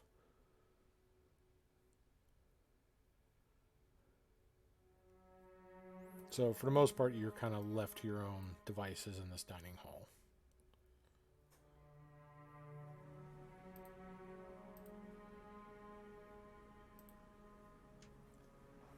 was just Oh. gonna get you.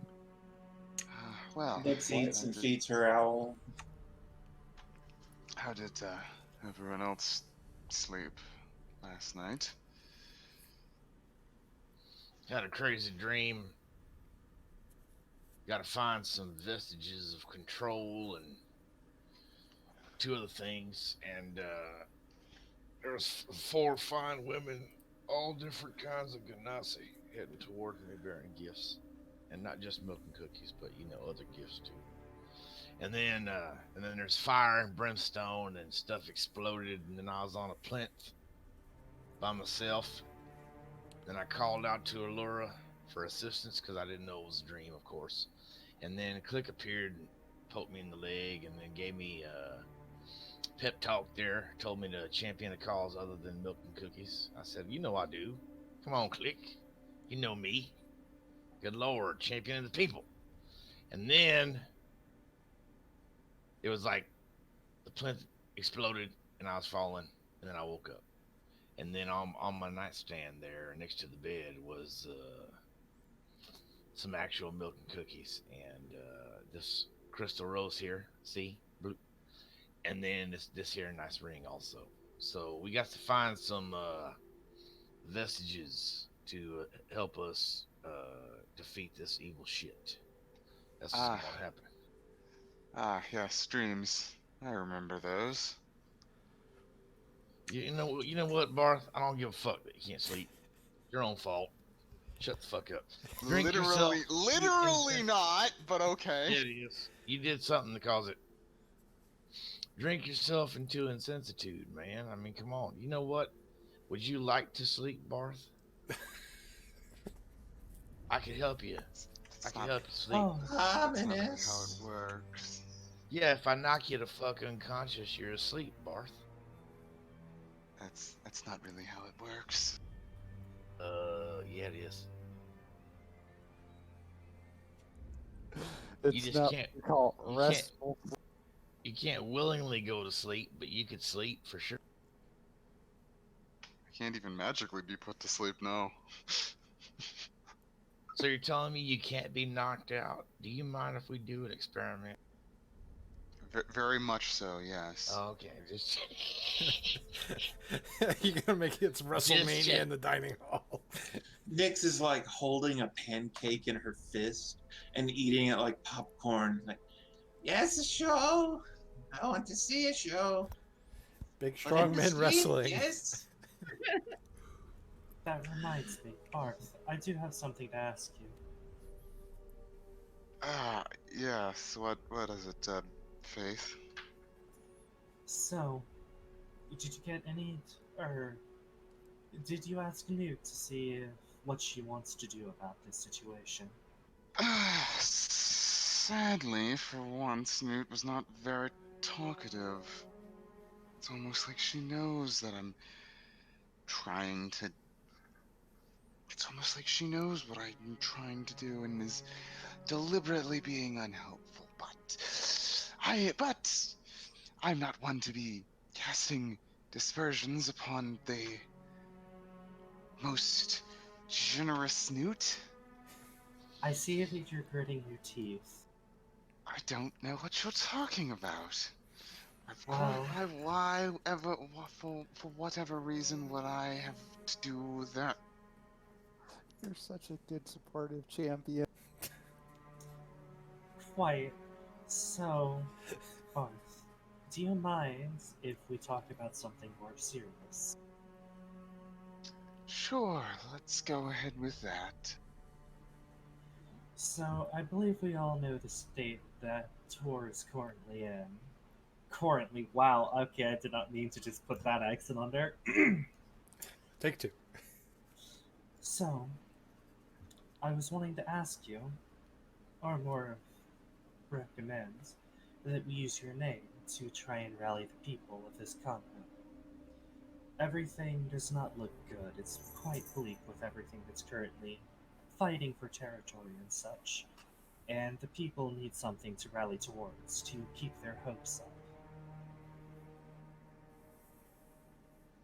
Well, I can't necessarily disagree with that. Although I kind of get the feeling you'd do it, even if I said do it regardless of what I said, but I guess not. I guess I can't completely argue with that statement. So my plan is to use the keep that was given to our party by your friend Mordecai as a base of operations as we try to get the word out that the great hero Barth is wanting to rally everyone to fight against the evils that are currently besieging this crown, our realm.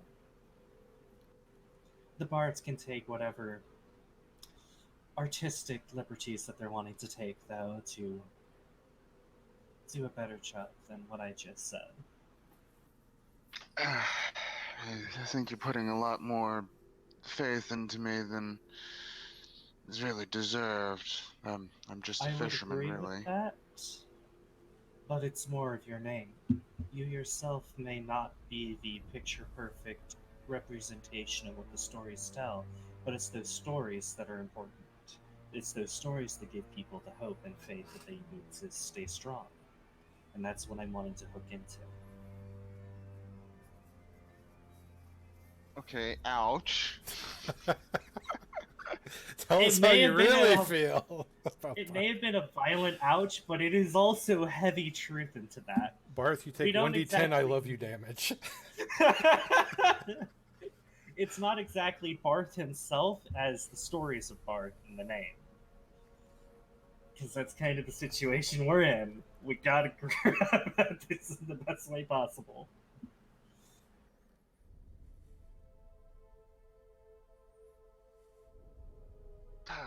Well, if that's how you really feel, I guess I guess I don't really have any major objections. That doesn't hit my Man, AC. here, then. man, here, please don't attack No, the table. It's not a mimic. I'm still Probably. You're just thinking about No, those dude, Ganasai women. I clicked on the thing on the D&D Beyond stuff. I'm just seeing if it queried for advantage or not, and it does not. You can set it in the options at the top of it. There's you click on the little red D20 option there, and you can actually query it there. You can also set it to whisper or not. Well, sweet. That's good shit.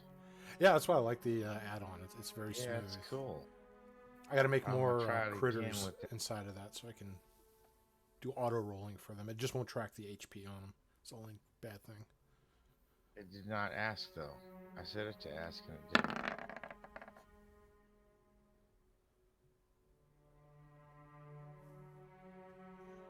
Oh, well. I'm using that too as well. I said ask every time and it did not.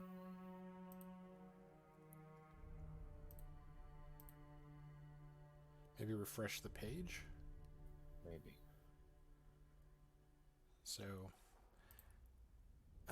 anyway, Ivy's enjoying breakfast, eating like some of the grapes and oranges and things that are brought out, and just kind of munching along.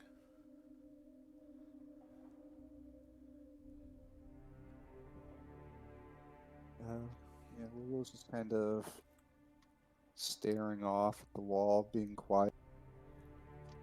Sis, how- eat this good stuff. How big was the thing under the bed? It wasn't under the bed. It was literally like you were sitting on it. It's like a 5-inch disc in diameter, about a little over an inch thick. And other than that little face plate, which is that transparent material, everything else on it is metal. It's kind of like a dull metallic silver.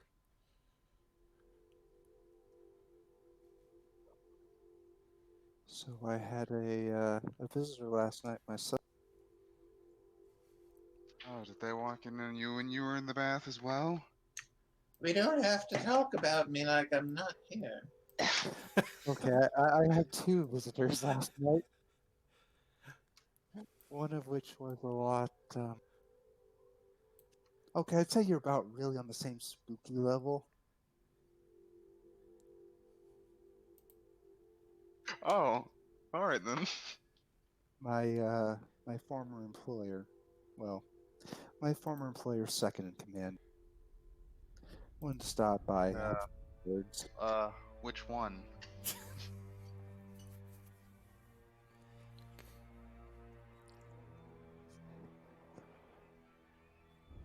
Well, the one who we saw recently in the sky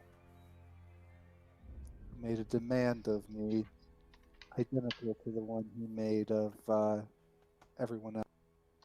Ah, shame. I was really hoping it would have been Netanya. You know, So, I so we did- are looking for Caleb.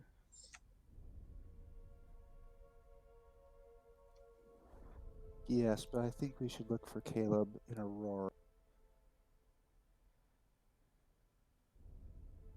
Why do they want him again? I believe they need his blood, or well, since they need him alive, his blood. And she kind of stops talking, looks around a little bit. The M word. Ah, Mashed right. potatoes. They're so good. The big. Yeah, all right. He left me a small gift, as well as a quick visage of an old friend. And nobody speaks Draconic, right? I mean, at this table, there might be a few people that speak it. No, I speak Dwarven. Because Willow has gone back to Draconic because of the nice, aggressive language. And she is saying it all the terrible, horrible things that she is going to do to the arch heretic when she finds. You wouldn't think it, but dwarves actually make quite good fishermen. Good sailors too. Yeah, it's quite surprising. Not really not really how not really the first thing you would think of when you see it. Low center of gravity. Usually very strong. Good, powerful legs, strong backs. They can climb very easily. So yeah, they're not bad. Seafaring. If we're going to Aurora, I can get us very close to Aurora. Before we do that, could you take a look at this thing that was left? I like things. Let me see the thing. It's a nice, happy mirror. Try not to be very careful with. It's a mirror. It is metal. I'm presuming it's a mirror. I look into it, and then she kind of turns it, and then turns it around, So and then shrugs and starts doing the ritual for identifying. okay, so and during your breakfast, like nobody's coming to the chamber other than servants to give you more food every now and then, and they leave you in peace for the most part. None of the royal family come join. No other of the castle's guests. The guards kind of just stay outside the chamber. And while you're casting, nobody disturb. Like even like while you're doing this stuff, you're brought like pictures and stuff, and the servants don't even think twice. They just think you're just discussing whatever. But after a few minutes, you are able to identify what this object is. Let's see, I'm wondering if I should. Yeah, I'm gonna try to message this to you and see if whatever you want to tell the people that this is. Give me one moment. Where is it? Oh, yeah, that's right. I named it to change the name.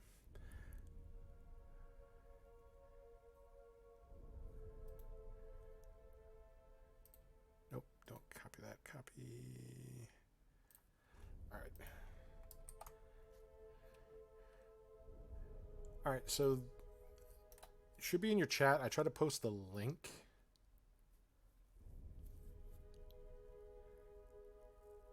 So it should open straight up to the details on Oh boy, the name of it. it. I'll let you, in your own words, tell whatever you want to tell them about it. There's a lot of words here. I know, not all of them good at all.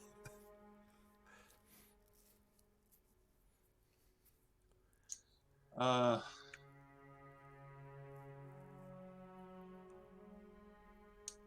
boy. Oh boy. It just gets better and better as I read. I'm just like picturing Nyx's face, just like the eyes kind of like widen, the jaw just gets like slack as she's holding this thing in her hand, like. Oh boy. It starts with excitement. Her eyes starts with excitement, and she's turning it over, and then the ritual finishes, and she looks a little confused, and then her eyes widen with a bit of shock, and then with horror as she stares at the coin. Where did you get this, young lady? I believe I told you this was a left behind gift from a former employer whose name I will not speak. This coin, it holds a weight over the souls of those that are good. You cannot carry many of these without feeling some deleterious effects. It takes a soul to make a soul coin, you see? You can do things with the soul within the coin, but I believe it will diminish the soul until it is gone. It is possible to free the soul from the coin, but I do not know exactly how. Don't forget what they're used for, too. I know. Okay. I said as much as I wanted to. Oh, perfect. I love it.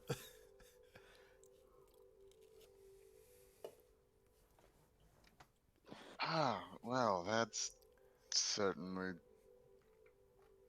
ominous. This should be locked away, given to a priest of a good deity, so they can deal with this. Preferably not Newt. Newt would not be so evil as to use the soul so carelessly. What do you plan to do with this soul, Willow?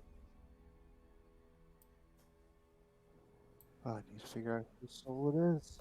I haven't, did I? You can ask it a question, but it is activating an ability of the coin. And as I said, the soul will be diminished.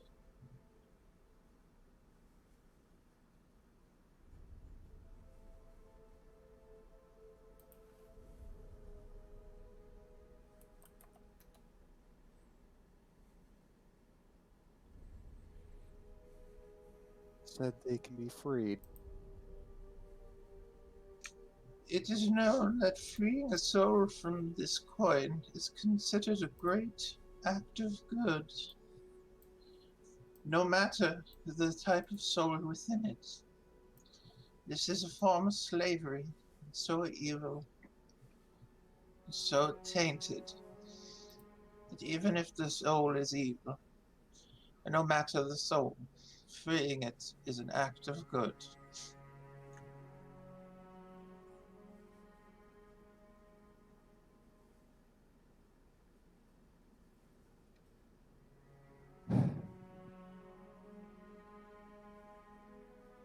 I will hold on to it for now.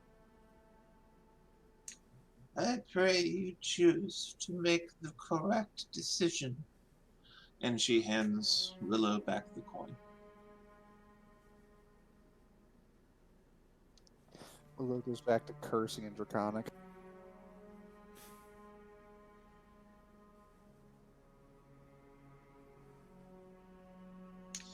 That was a downer.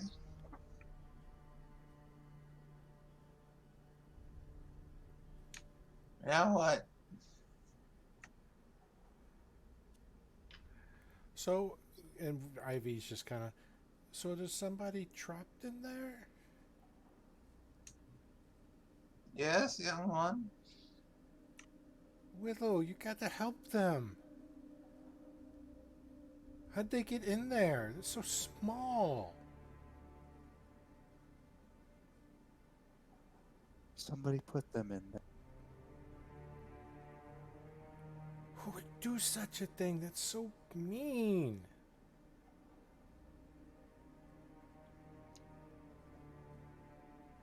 Oh wait, hang on. There was a lot of text, and I Yes. hadn't. Okay, no, I'm sorry, guys. It's a lot of text. It's all the text. Wait, my old people brain is bothering me. You can free the soul. You have to destroy the coin.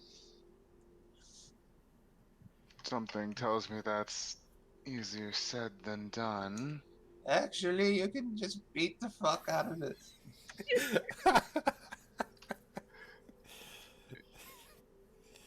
Really? That doesn't seem Seems right. so. It seems too easy. Things like that tend to have. That seems a bit too. Beat the what Simple. out of it? You can just hit it with a weapon a bunch. Well, you can also. That's where you all see like the through that transparent kind of covering that it has on one face of it.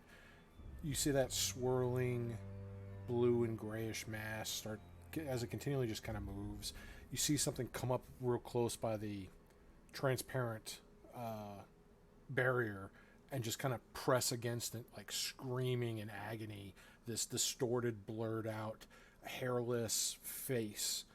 You can't really make out distinct features of it other than like where the hollows of the eyes would be, the nose, the mouth, the interior of the mouth would be as it opens up, just screaming.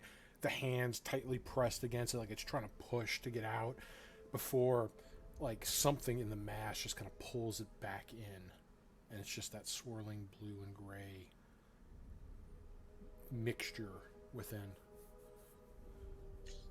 Can anybody cast remove curse? I can do like a third hand remove curse. You crush the head of the cursed person and the curse is. But maybe we Well, can you know. just have him In here for some reason, I beat the don't think that's coin to the best death. fit. Again, that seems a bit too easy. Are you sure about that?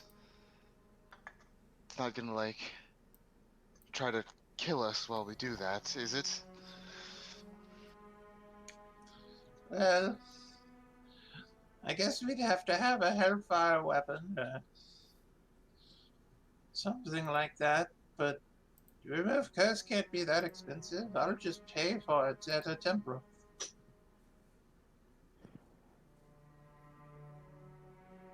Not yet. I wish to free it, but there is something that must be done. Yes. Second breakfast. And Ivy's just like, yes! We still need to look. We still need to find Senosha, wherever she is. Who's the Certainly Nosha? didn't. She's a friend. We were separated.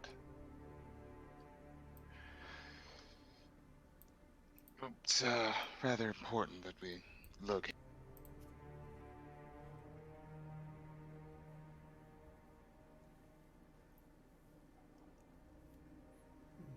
Okay. And she just kind of like chews on some bread and cheese.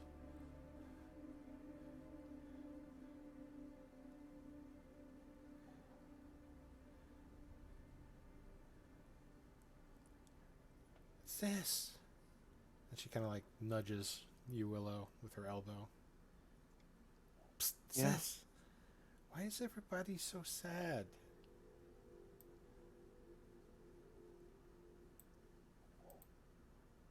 Well, It's your birthday.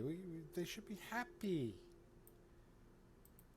It's your birthday? Yes, that's why we're here. We're celebrating her birthday.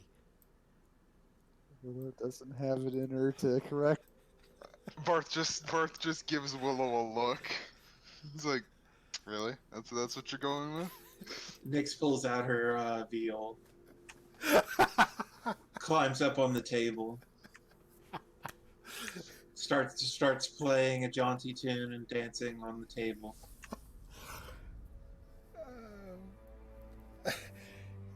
What has Ben here and Elodia doing during this? I'm trying to picture their faces. Drink.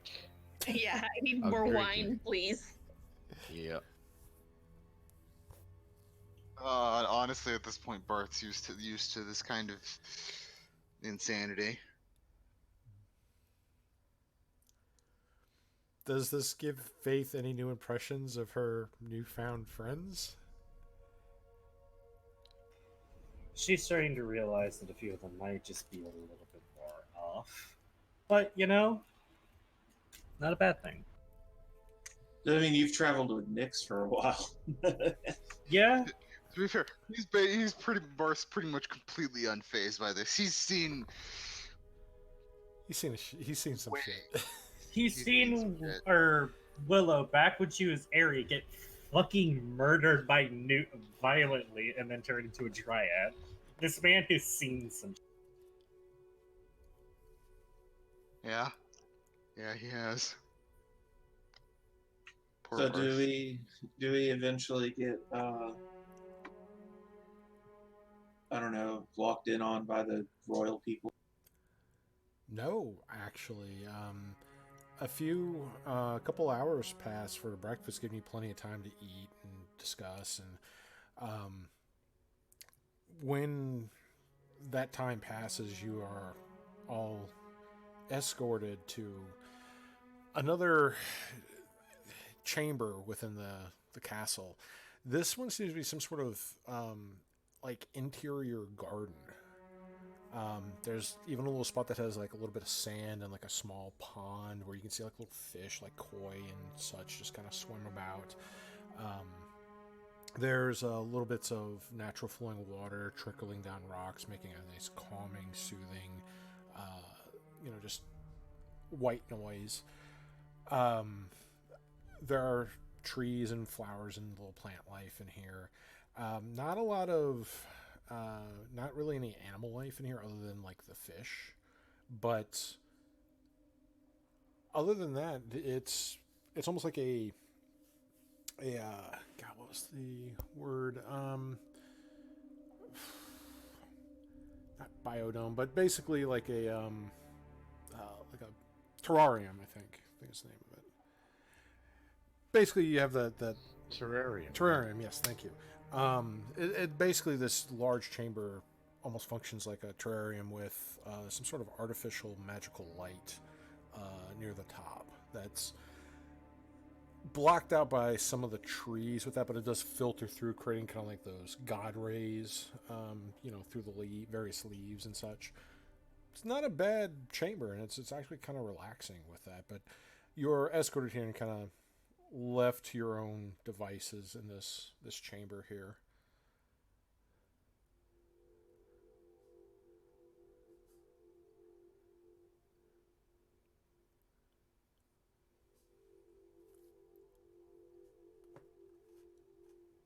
Ivy's just frolicking through the grass and by the trees.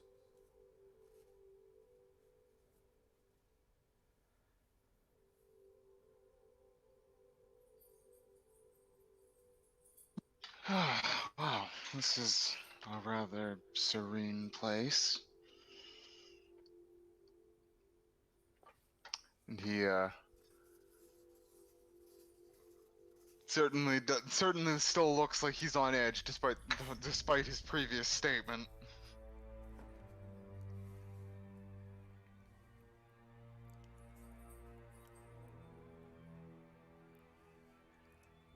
And you do have some of the castle servants come in here and from time to time ask you if you have any needs while you just kind of spend your time in this chamber.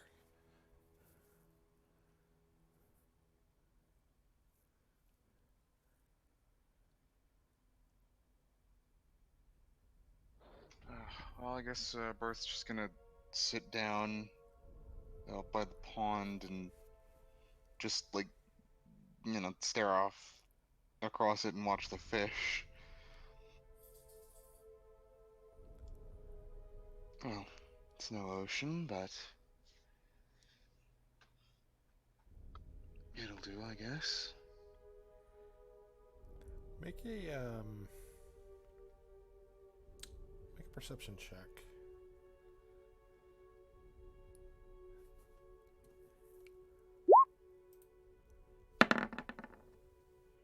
11.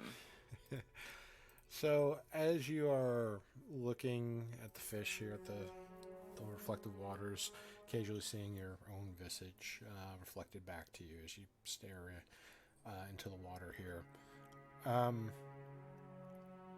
you see through the reflection what looks to be like a tiny little ship, like a little water vessel. Only in the reflection, not in the actual water itself. And for a moment, you swear you could see like Newt's visage with a captain's hat, a seafaring captain's hat on that ship. When you kind of blink again and rub your eyes, you don't see the reflection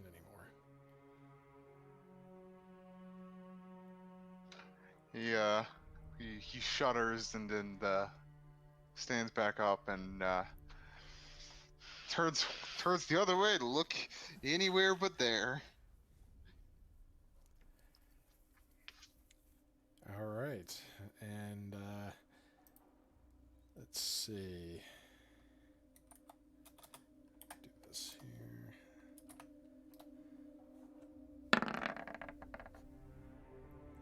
And you see Ivy trying to climb up one of the trees, but she's having a really difficult time. Like, she grabs onto a branch, tries to kick her feet up on the trunk and try to walk her body up, but as she's doing that, she kind of like loses her grip and falls down onto the ground. And she's like, ow! And kind of rubs her backside.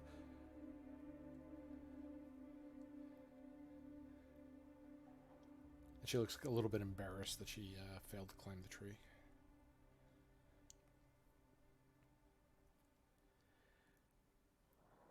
We'll try to help her climb. So let me just confirm something out of character here, because I think I was gone for the session for that part. Yep. Ivy is the dryad that we had the whole thing with Reborn, right? The nymph that was The nymph, not dryad nymph. Yeah. Correct. Okay, just wanted to confirm it. I was pretty sure about that, but I wasn't there at that time, so. Yeah, okay.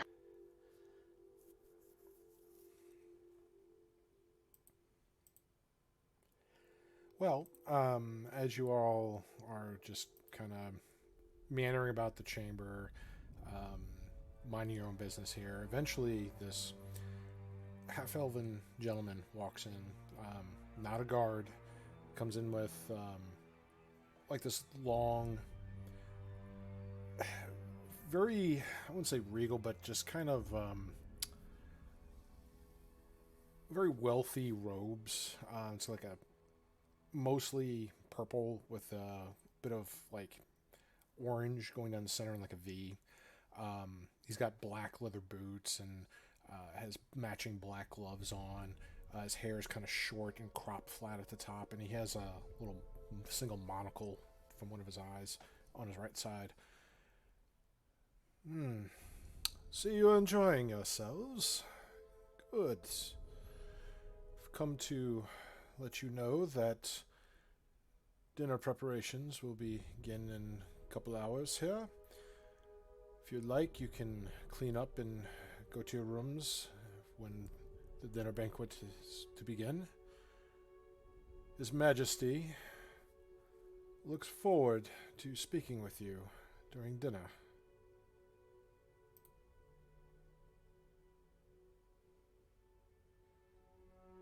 Ah, yes. We will look. We look forward to speaking with him as well. Excellent. I'll let King Fulmar know of this. Well, if you have any needs need to be met or need to go back to your chambers, just let one of the guard know and they will escort you as such. Otherwise, enjoy your stay at the castle. And just kind of looks about everybody doing their own little things. Right. And he just turns around, almost like just pivots on one heel, and just marches off.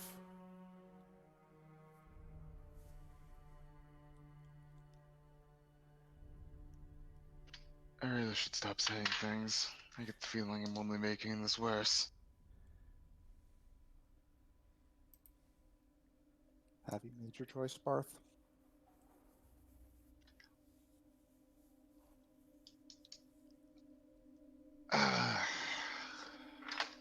That's not an easy question, Willow.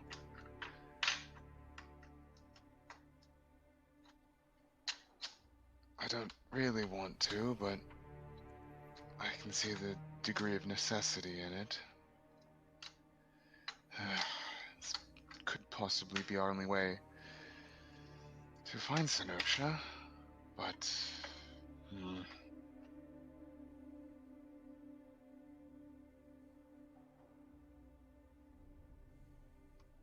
Well, look at it this way. You know, the future's always changing, so who knows? Maybe if you do this now, things will work out in the end.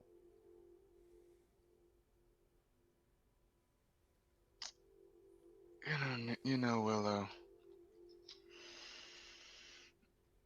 I'm not sure if I'm not sure if that's good or bad that sometimes you sound more like Newt than I would like.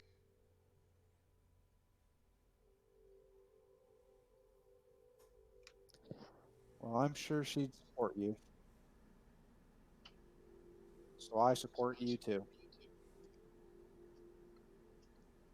Thanks, Willow. And Ivy goes over there and gives Barth a big old hug. He'll, somewhat awkwardly hug back.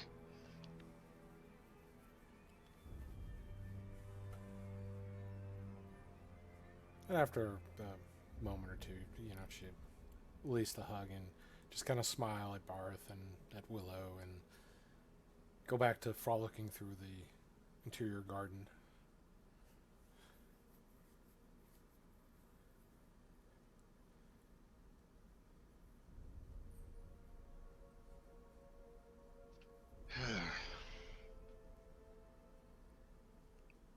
It's difficult. It's difficult to dislike that one.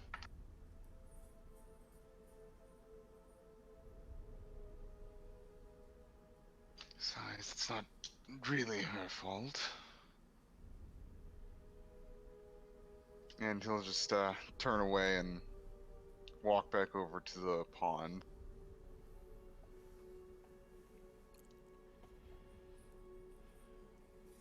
All right. So, does anybody have anything they'd like to do between now and the dinner banquet at the castle? Barth is going to once again try to contact Newt for some desperate way out of this situation.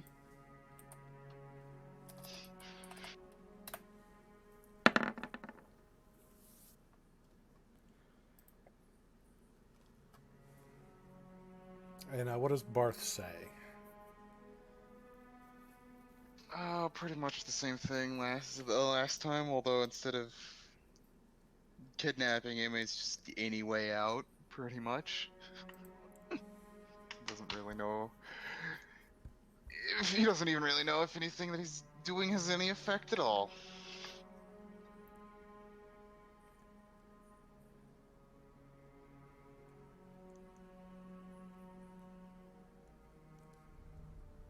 So, as you're looking down at the pond, a single leaf falls from one of the trees up above and hits it. The fish just kind of skitter about underneath, just swim away rapidly, and the ripples in the pond just kind of gently spread out. Not really smoothing out at any point, though. The water is just gently disturbed. The leaf just kind of spinning around slowly, and through the distorted reflection, you can see there's like a figure behind you, and you hear a female voice just kind of whisper in the air. Why so glum?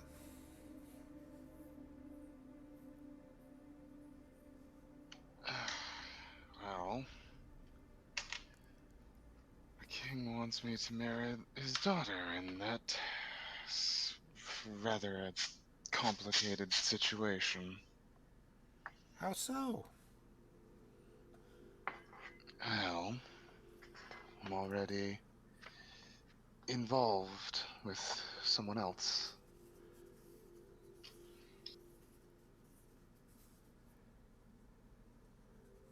So love is your problem. Yes, I guess you would say that. And have you told this to the one who wants you to marry?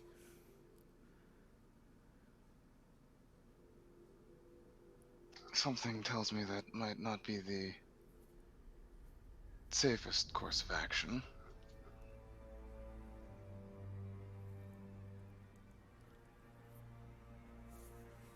I see.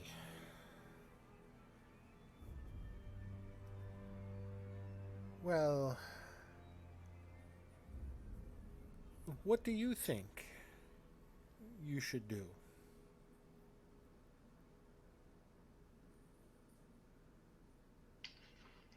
Honestly, I'm not entirely sure.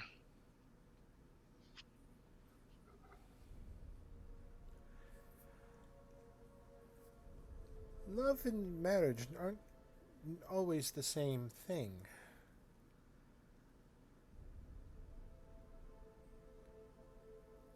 I've never been one for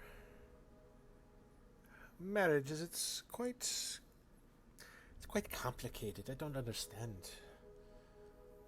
It's so much easier to love, to be loved in return.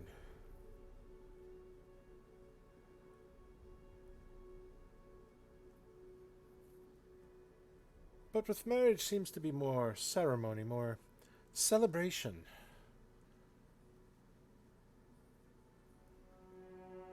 Something more for show than substance.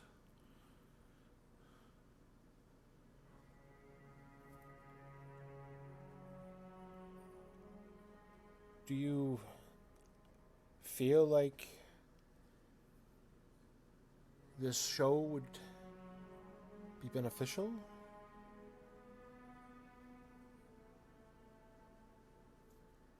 You can always say no. I mean, what could go wrong?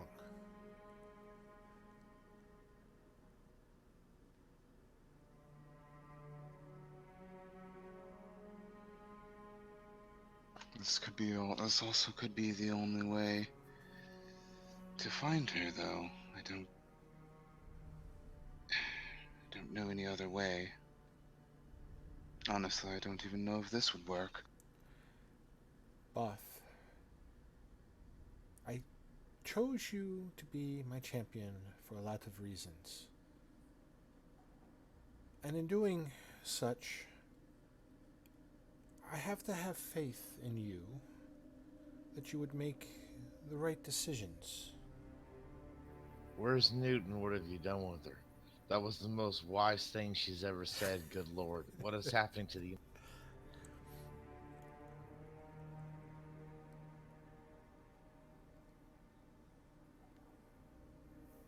I trust your choices. If I didn't, you wouldn't be much of a champion.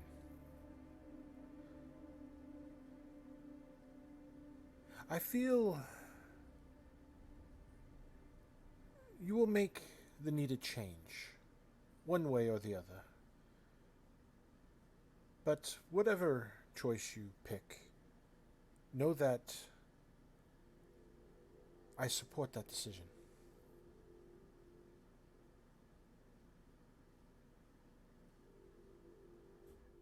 And the ripples kind of calm out and the reflection starts to fade and you no longer hear the soothing whispers in your ear, Barth.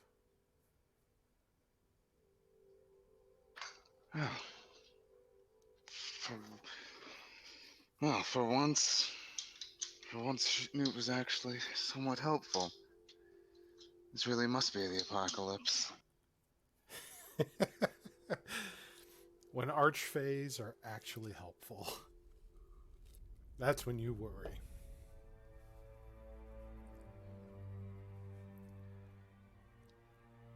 All right. Well, does anybody else do anything between now and the dinner banquet?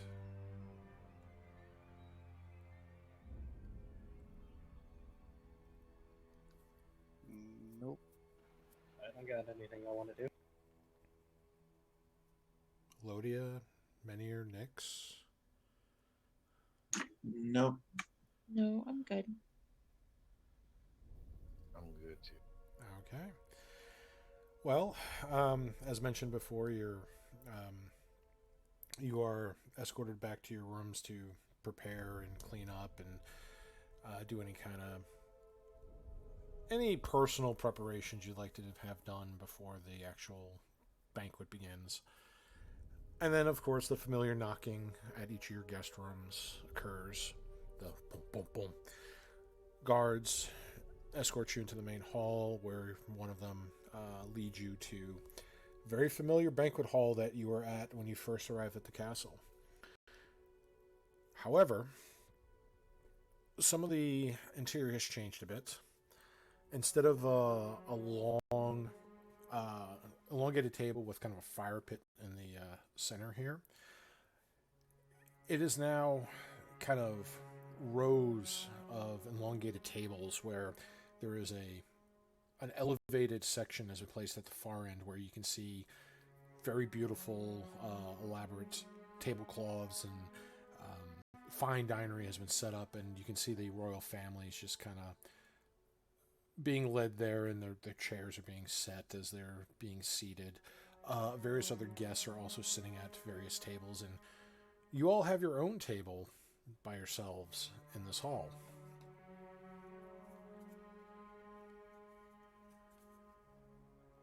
Once everybody is present in there, that gentleman, high elf, that had the monocle and the short cropped flat top, begins to tap a little fork on the side of this chalice.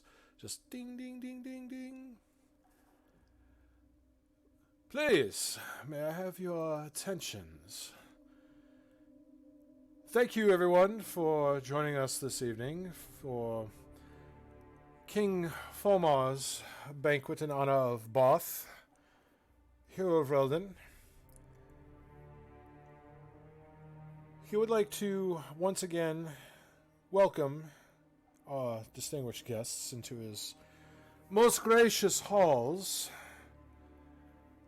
as we enjoy a feast in his honor, where, after which, Barth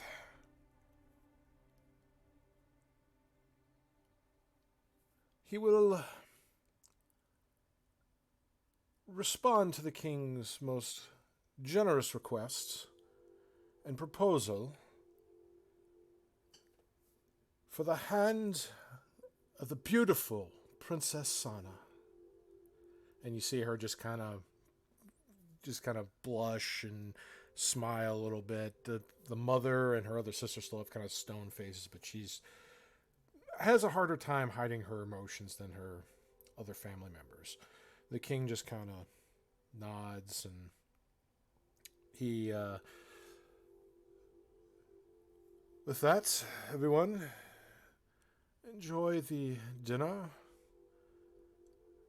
and sits down as all the servers come and start bringing goblets of, the wines and everything. The king, once everybody has their goblets, the king holds up his goblet and stands up.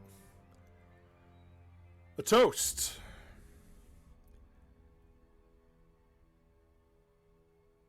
A toast not only to heroes of past, but heroes of present and heroes of future.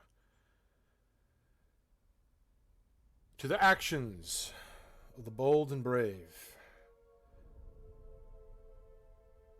of things and adventures yet to come in our wonderful land.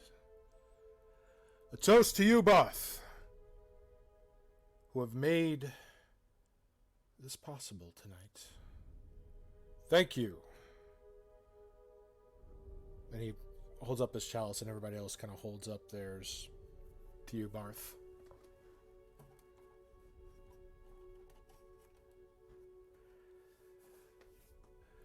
And with that, he takes a sip, and just as you saw before, after he takes a sip, everybody else takes a sip, and he blots his mouth with a pure white towel that is taken from him once he cleans his mouth, and a fresh one is placed over his right shoulder, and the other guests also wipe their mouths after the sip.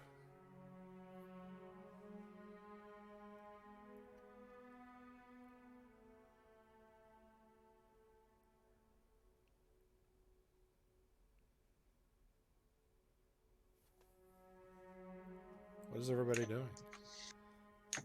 Nyx is slowly pulling out her veal. I am going to slowly push the veal down. I have to. No, you do not, my child.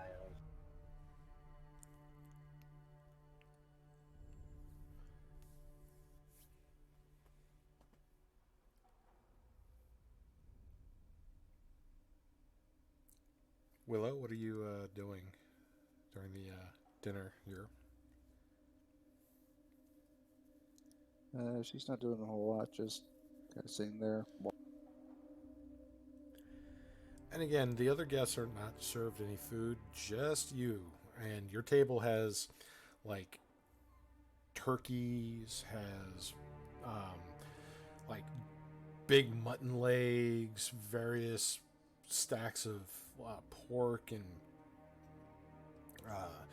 various cheeses, soups, spiced stews, large loaves of freshly baked breads, wine on demand.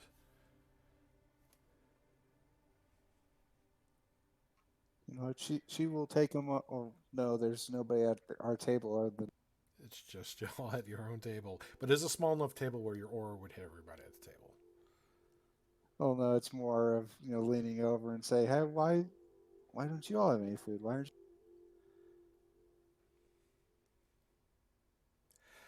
The other Well, thing is the guests are also not having any kind of conversation. A lot of them are just kind of looking at each other, looking occasionally at you, glances towards the royal family, but there's no like murmuring, no idle chatter going on in here. It's almost dead silence, except for whatever conversations you have at your table.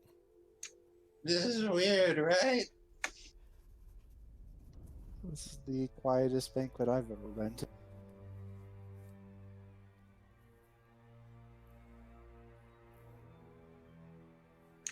I could definitely liven it up a bit.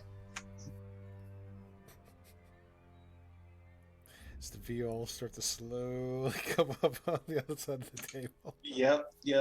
and then the yell slowly begins to go back under the table. Mm-hmm. So, if Aaron thinks the food's fine to be eaten, why not? And Faith will begin to eat.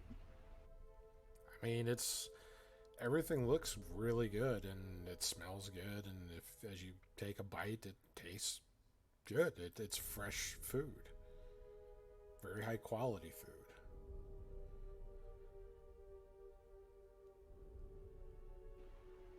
So, guys, what is, or actually more of Lauren, what do you want to do?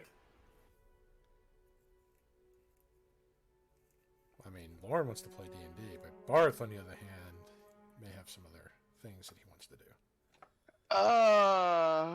Yeah.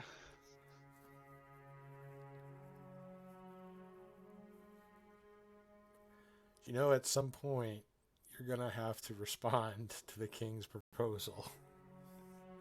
Yeah. I have only one response to this. In real life, I am currently making a circle with one hand, and I'm using a finger, and I'm slowly going in and out of it with the or with that finger. That is my idea for you, Bart.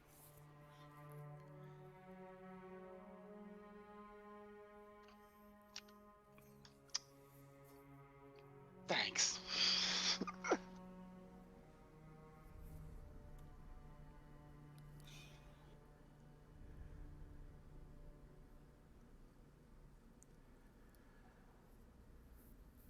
Well, as the dinner commences and goes through a few courses, eventually it starts to die down, and you start to hear the familiar tapping of a fork on a crystal chalice. Distinguished guests, thank you for joining us tonight for the dinner in celebration of Barth's heroic actions and his endeavors in battling Reldon's enemies.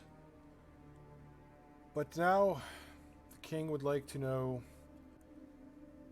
Barth's response, as he had had time to dwell on the offer, proposal for the beautiful Sana's hand. And he just kind of say no, Barth. just gestures towards your table, and everybody, like all the heads, just start to slowly turn towards your table. All right. Well, he'll take a deep breath, and he'll stand up. And run out the door. No, I'm just kidding. My esteemed lord, I would be honored to accept your daughter's hand in marriage. You see a smirk form on the king's face, and Sana's like just blushing constantly, trying not to look too excited, but still kind of looks away, but occasionally just kind of peeks towards your direction, Barth. And you see the queen just kind of look, and all the other guests in attendance just start to begin to do a slow build-up clapping. Till there's a lot of roar with the just of them the clapping, and then it dies down, and you see the queen stand up, Queen Tessanora. Well, this is wonderful news. Let me be the first to welcome you, Barth. And she holds up the chalices. Everybody kind of holds up their chalices. To welcome you to our little enclave. And she takes a sip, and so does the other guests. And he'll take a drink of he'll take a drink along with the toast as well. Okay. You're I drinking think that blood, Barth. enclave, right? You're drinking blood, Barth. Yep. How do your maggots taste, Michael? Yeah. How do your mags taste, Michael? You're eating worms, Michael. And he certainly has the look of he hopes he doesn't regret this decision. Last fire will rise behind those Cry, eyes. little sister. Hell yeah, dude. That shit was badass. Yeah. No, No, it is wine. It is logically, not blood. I will say, logically, at least these vampires are a lot more, like, honest with you than Newt has been, so this might actually be a good thing. Are you trash talking my mom again? That's what we're throwing down. Out of character.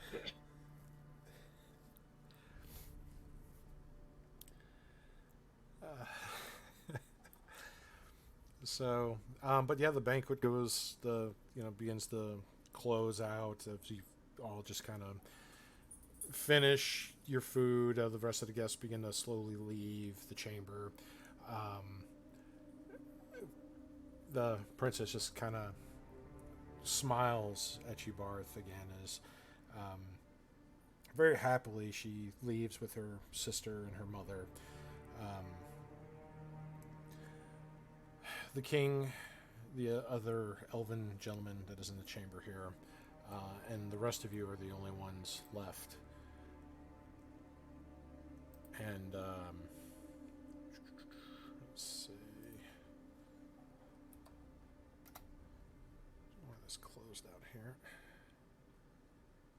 It's always fun when one of your notes randomly closes on you.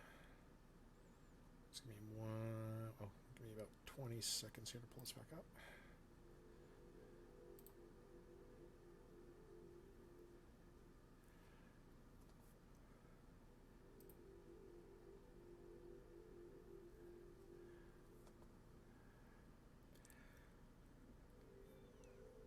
The king addresses the high elf here.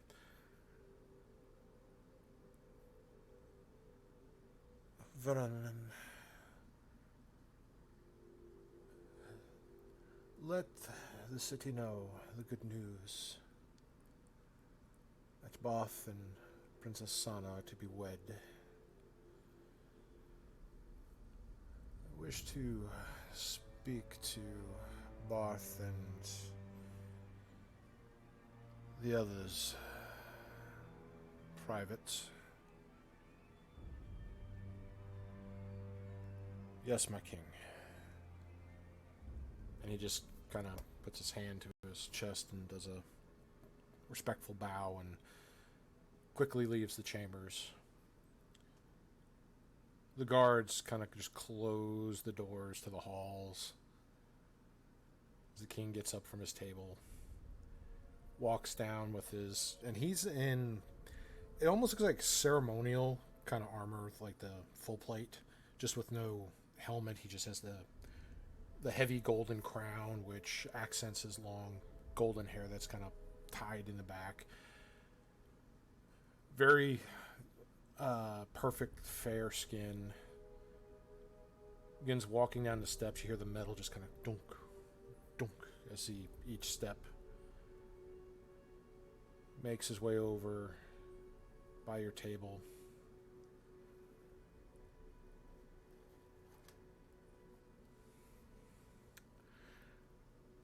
Both, I do hope you enjoyed your stay here at the castle. We will have a room permanently set up here for you. As your soon-to-be family, a few things we will need to discuss, but that can come in time. The immediate thing that needs to be discussed right now is, because of your now elevated status here in Reldon, you will be taking Sorrow's place on the council.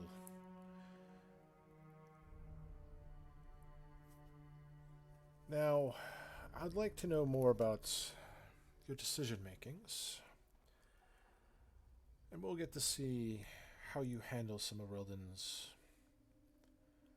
more urgent, pressing matters, as well as how you may address some of the problems in the Nobles' Court.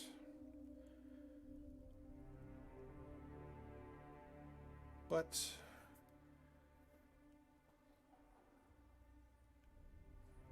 if you perform admirably, I may appoint you as my right hand, as Sorrow was in the affairs of Reldon. But not yet. Right now, you are just appointed onto the city's council. As for your fellows, I do hope they can behave themselves, as their actions could reflect poorly on your status here in Reldon. You need to be careful of the friends you make. We wouldn't want anything to threaten our people.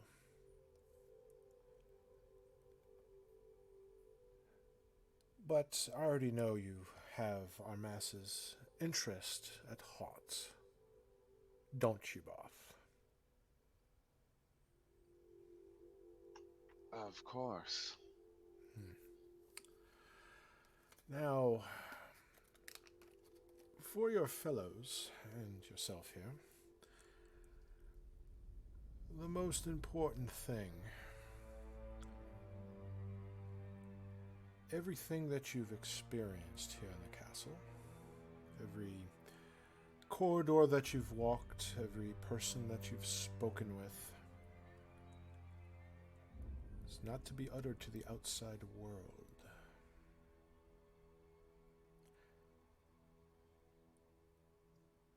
There are secrets, there are privileges that we do not want shared with the outside. You understand?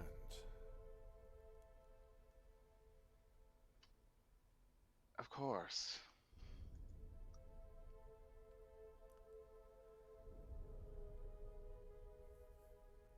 Now, Understood, my liege. what does Willow say? Understood, my liege. And Both, there's one other thing that I will need from you. I'll need a bit of your hair.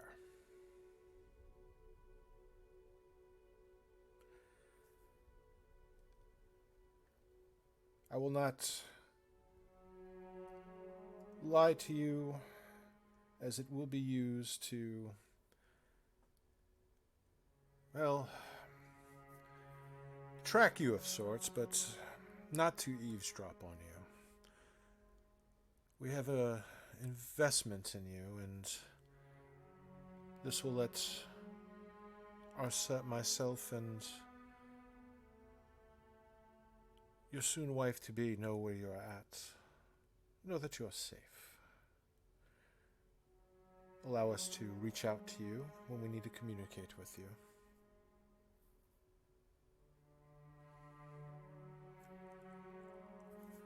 And if you're wondering, yes, Saro also had to make such a donation for the same reasons.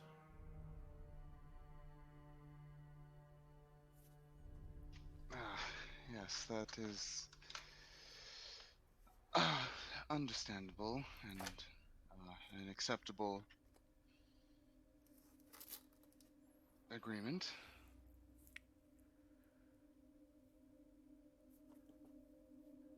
And he pulls out a ivory handled knife from his belt, and he hands it out like right in front of you, just places on the table.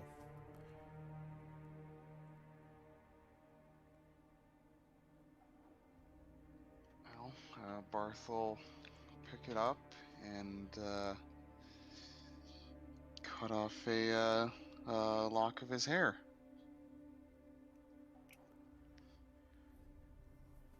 All right, and he'll take the hair and he'll take the knife back. Well then, Both, we'll be reaching out to you from time to time. You are welcome into the castle. You will also be welcome into the council's court. And please let me know if you have any unpleasant dealings with some of the concordant houses here in Reldon, especially those who are on the council. They tend to push a bit hard for control. This is not their city. This is our city. Their agendas do not have the best interests of our citizens. Be wary in your dealings.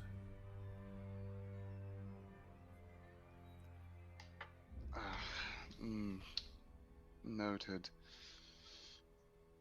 Before you go, I believe there was a matter of some assistance that you said you might be able to help with.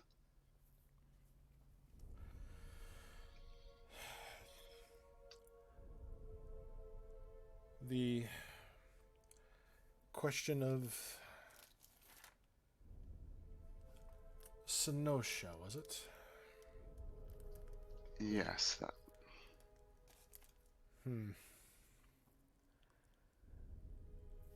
Yes. While you were thinking over my very generous proposal,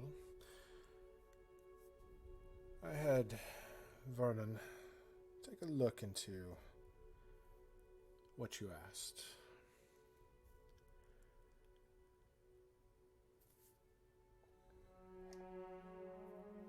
It appears that, as you know, Senosha's had some very interesting ties in our city. Not only to one of the purveyors of House of Lady Favors, but also to the underworld, some of the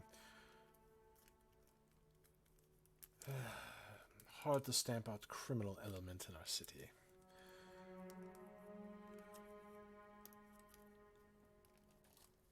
It seems that Senosha has somehow gotten herself involved with another criminal element. Apparently, she's been sentenced into a trial in Yildar.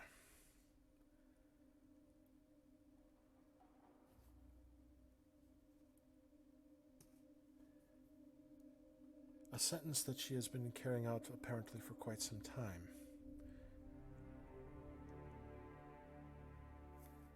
I do urge caution in going into our sister city to the south. It is run by criminals, make no mistake about that.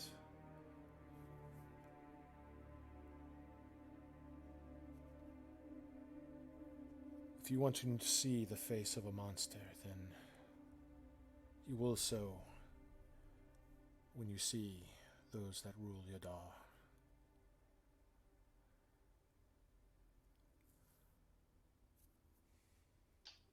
Ah, thank you, my lord. Your assistance in this matter is most appreciated.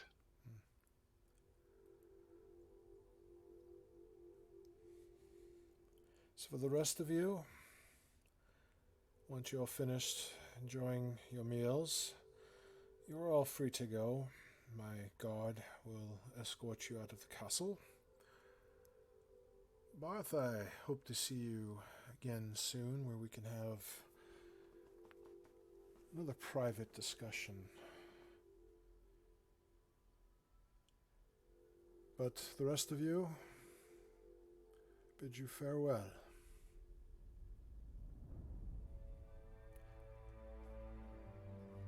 And he gives you a nod, Barth, and turns around and exits the chamber through the upper portion where the rest of the royal family left.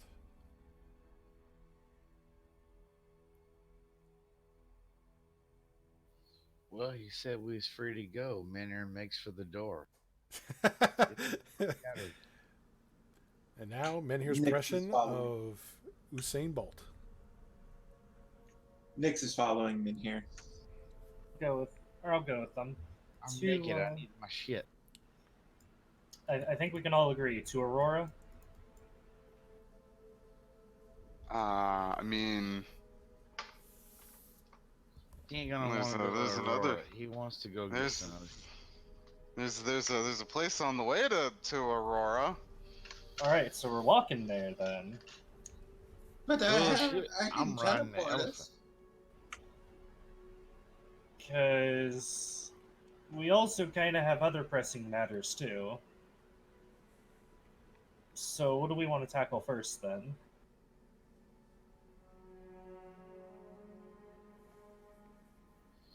I say my vote is we rescue Senosha because true love is an awesome thing and it should be cherished and assisted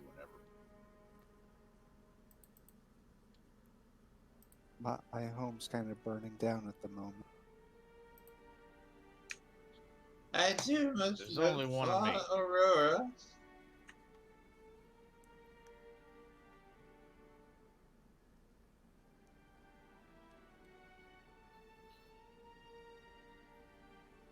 I mean, I'm sure you all know where Birth stands.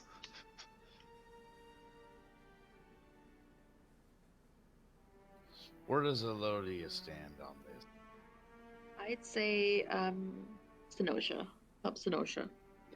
I love it. The sappy motherfuckers. I'm just kidding. Wait a minute. How many is whom? We should probably do Alright. a We should do a vote, yeah. So here's the other thing I want to ask, because I don't want to make a mistake when it comes to time. Were we told any kind of time frame of when we need to get Ivy to that tree? No. Okay. So we can assume that it should be done soon, but we can take a little bit of liberties with it. Sooner is better, and she's until she gets there, she is a blackmail token on. That is also true. Senosha survived over there for quite a while. As much as it sucks to say, I'm pretty sure she'll be safe for a while longer. We might want to see what's going on in Aurora, because we might be able to find remnants of the Landers and Sparrows. Which, if we can find them, A, we can loot the Sparrows' headquarters that we know of, and the ruins of it for probably any magical item that is there, which they most likely have good stuff there. And we can at least get done with this, what's the word, what do we call escort quest of the small dryad child, who we might not want to take into a criminal hold, where she can end up being kidnapped, killed, burned to death like the succubus did to the last innocent person. Holy shit, we have a bad track record with this. We also let a small child die. Alright. Yeah, I kind of agree. We No. should hit Aurora, hit Ildar, and then go to the keep. How, You're kind 'Cause- of right. What we can do is we can teleport to Aurora, do what we need to there. If there are people there that we can rally and, save, we then tell them, go to this keep, we'll be there soon. Go to Ildar, clear up the stuff there, teleport back to Reldon, allow me to buy supplies for our keep, so that stuff starts getting sent to our keep, and then travel with that. you can't teleport. We don't have... Shit, we have an elephant! I said that before we fought it. So we're going on foot, so I'm pretty sure it's a We're- monster trap. I Alright, will be then very upset if we just start going over everywhere on foot. Is it teleportation circle? No, it is teleport. Dave, how Alright. fast You can you cast buy 7th to- level spells? That's impressive. It's a helm. Dave, how far is it by boat to Ildar, and how far by boat to? Ooh. Is it teleport as the spell? Oh, we're talking boat travel. Does my background finally get to come in handy? Oh, fuck.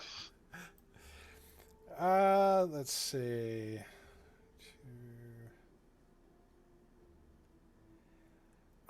It would probably be about little over 6 days by boat to Yadar. And Hey. Is it teleport as the spell? Yes. Then the freaking elephant can go. And if you went straight to Aurora and like you bypass Yaldar, went straight to Aurora, just sailing up the coast, that would be a little over 2 weeks. It'd be about 15 days.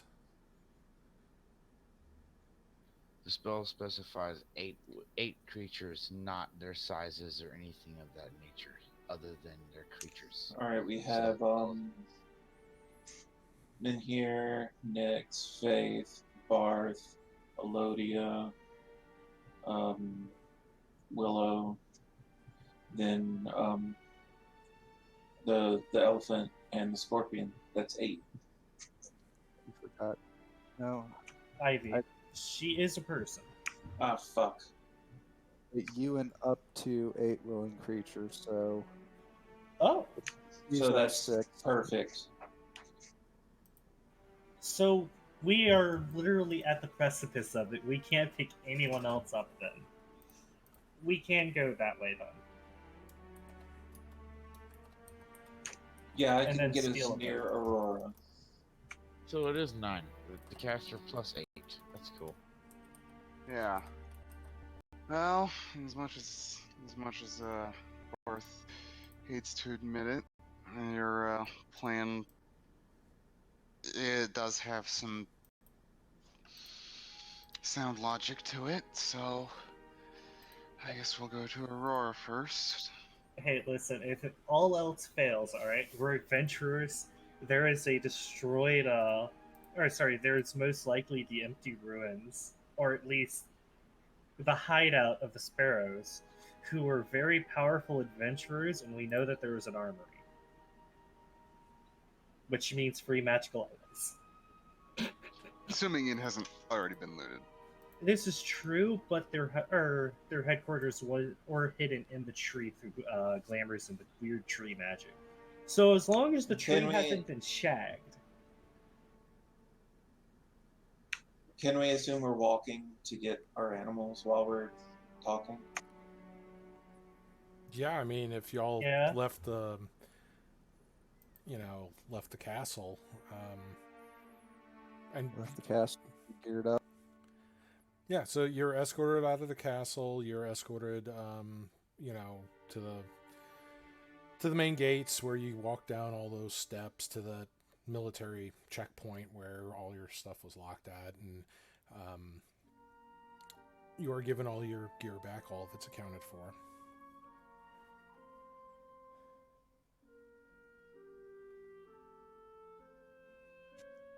Excellent.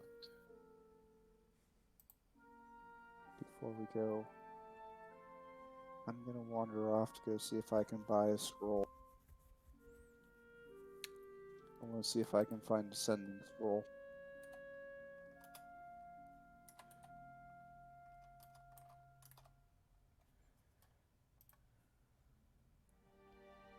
All right. Let's see here.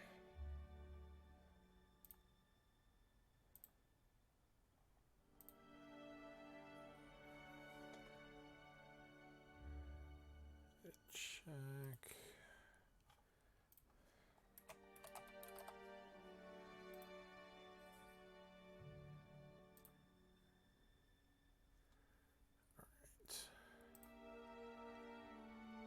Alright, so you're looking for a scroll ascending. What is everybody else doing?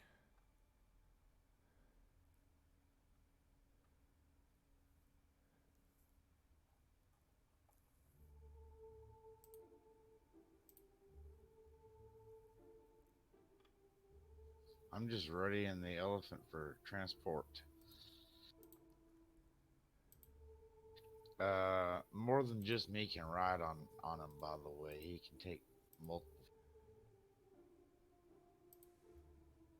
So who don't have mounts? I know Willow can summon one, and then I guess Barth, Nyx, and Elodia can ride on the elephant. Because Faith has the scorpion, right? Nyx waves her broom at you. Oh well, Barth and Elodia can ride with.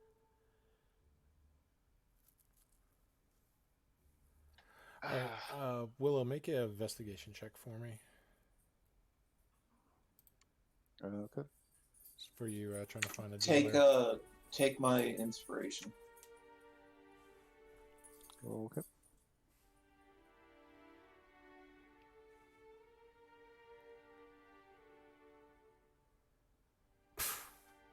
You do. Yeah, you have very little trouble finding somebody actually has that scroll in stock. In fact, not only is it in stock, it's actually for a really good price. For 440 gold, you could have that scroll. All right, I am deducting.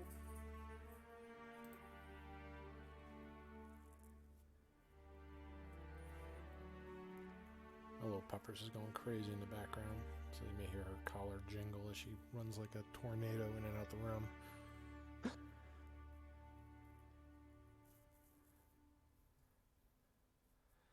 It's a case of the zoomies.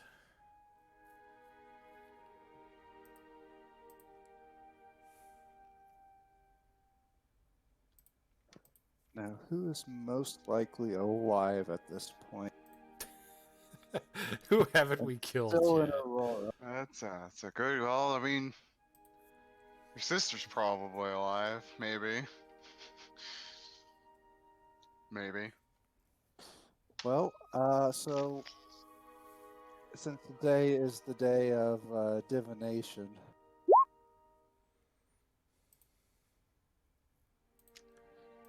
gonna take out another piece of that paper.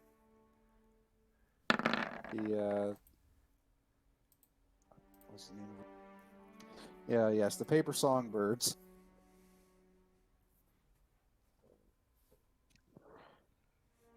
And I'm gonna put down the name of.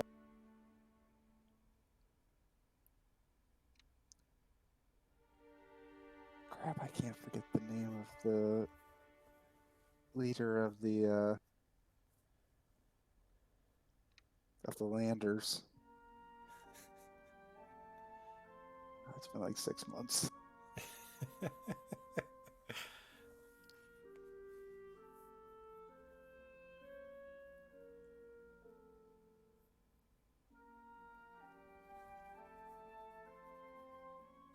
I don't know either. Sorry.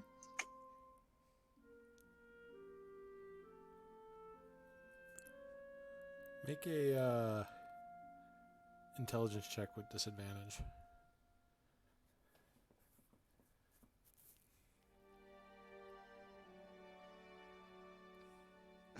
That's an 18 and 19 rolled on that. You remembered the guiding force behind the Landers was Princess Kitsune. She was one of the founding members and also one of the heroes of legend that helped fight against the Mad God during the Second Nemesis War. I remember her. She wasn't the person I was trying to remember, though.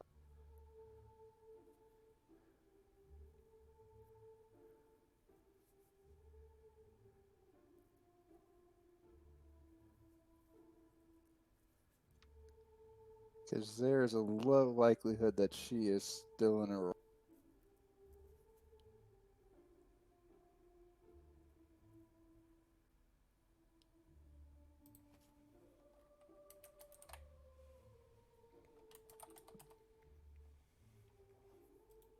Okay.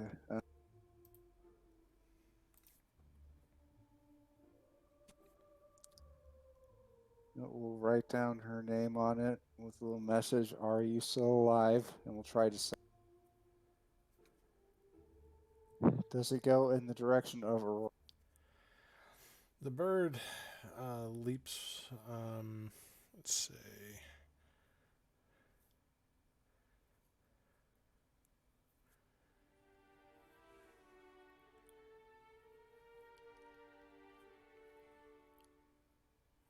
No, actually, it does not. The bird begins to fly off. Well,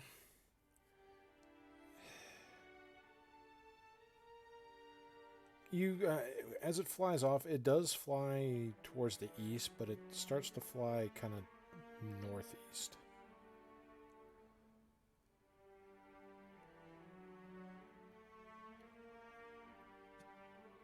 Okay, so that's a negatory.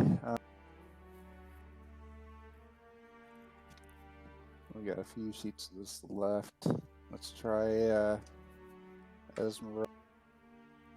Hey sis, are you alive? Dude, these people are gonna get these birds before we, or when we're not thinking about it, they're gonna send a message back and be like, what the fuck? Now, as you send the message for Esmeralda, the bird takes off flight from your hand and then suddenly turns to ash.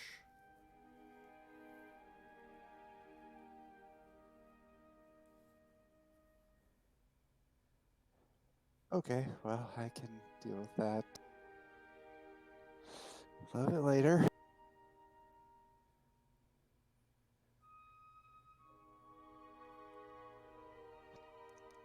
Let's try Hal. Hey, Hal, it's been a while.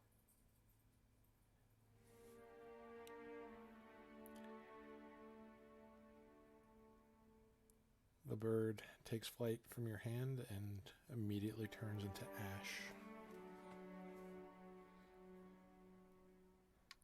Okay, guys, I've got nobody I can really call ahead of time to find a safe landing. That means they're dead, right? Or or not not on this on- plane of existence. Yeah, they're probably.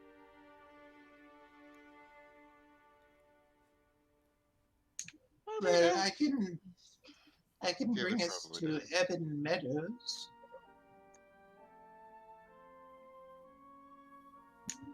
That is a short way from Aurora.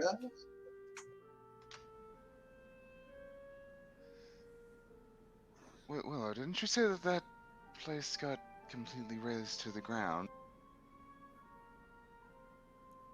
Yeah, I was there when it happened. We were trying to rebuild it, but I don't know whatever happened.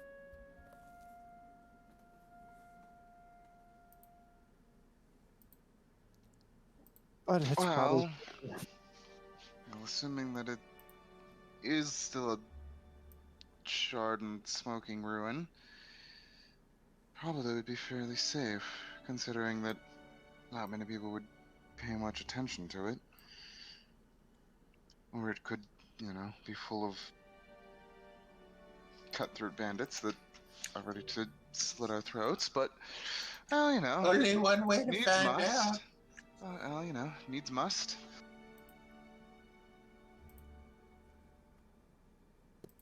right now I feel like that would be the best option. If we get there and it's just full of cutthroat bandits, burn off some of the stress. All right. Before we go, though, Ivy, we need to practice that if things get bad, you go hide in a tree. Okay? Okay.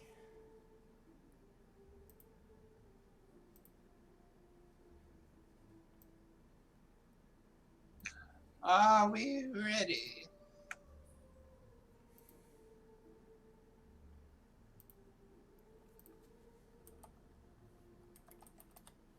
Oh, very Yes, it seems likely. Unless anyone else has any.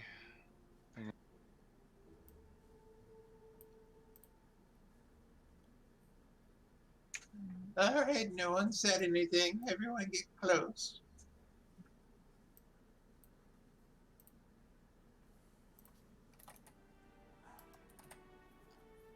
Hell, just everybody get up on Gordo.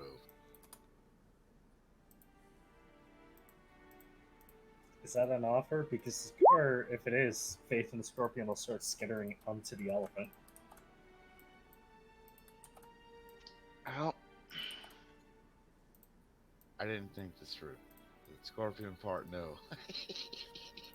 No, you already said get up. I don't know if Gordo would like that. It's like that old adage about the scorpion and the elephant. Yeah. Oh yeah, no, scorpion and the frog, but same difference. No, we're making a new one. The scorpion and the elephant. So be told My money's for on- generations. My money's on Gordo. I mean, My money's on Gordo too, because the Scorpion has no combative capabilities. Yeah. You know what? I can talk to the elephant. It's okay. Don't worry about it. It's just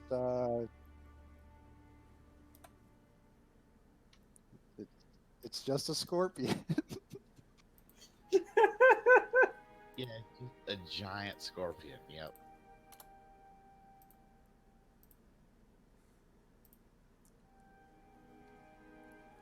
Hey, at least we don't feed it like elephant meat or something like that. I have definitely cast teleport. All right. Let's get this set up here.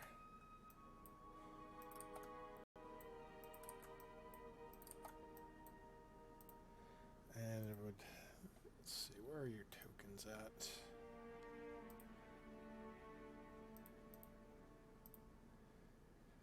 Is Ivy on the front page? Yes. Alright, so Faith, Barth, Elodia, Nyx.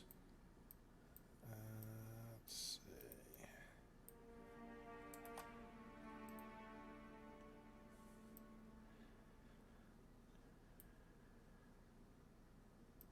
Come on. Oh, somebody drop out of Roll20? Sorry. It was me. She's like, I don't want to fight anything today. Okay. Let's just put Faith over here. Nope, Faith. Come on, Faith. Wait, where's Min here? I'm missing Min here. Damn it, men here. It's because you planned on me dying this last game. Didn't happen. Now he's getting drunk somewhere with a bunch of tavern wenches. That's why. He was in the back of the cart with the tavern wench. And then they were attacked by skeletons. Well, I mean, things, happen. Okay, so that should be good there, and so check one quick thing, and the map should load. Let's see.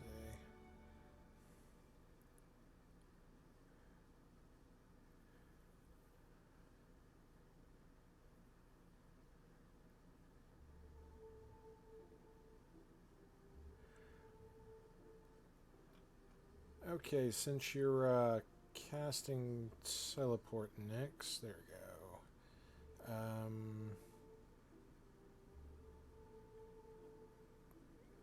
Can you roll a D100 for me? Yeah, and Ebon Meadows was on the list you gave me, so Correct. I assume I'm Very low familiar. chance of mishap, but there is a chance. Okay. So, teleporting on target, you are all brought to an area of Ebon Meadows here, which, as soon as you teleport in, you're engulfed in a bright white flash.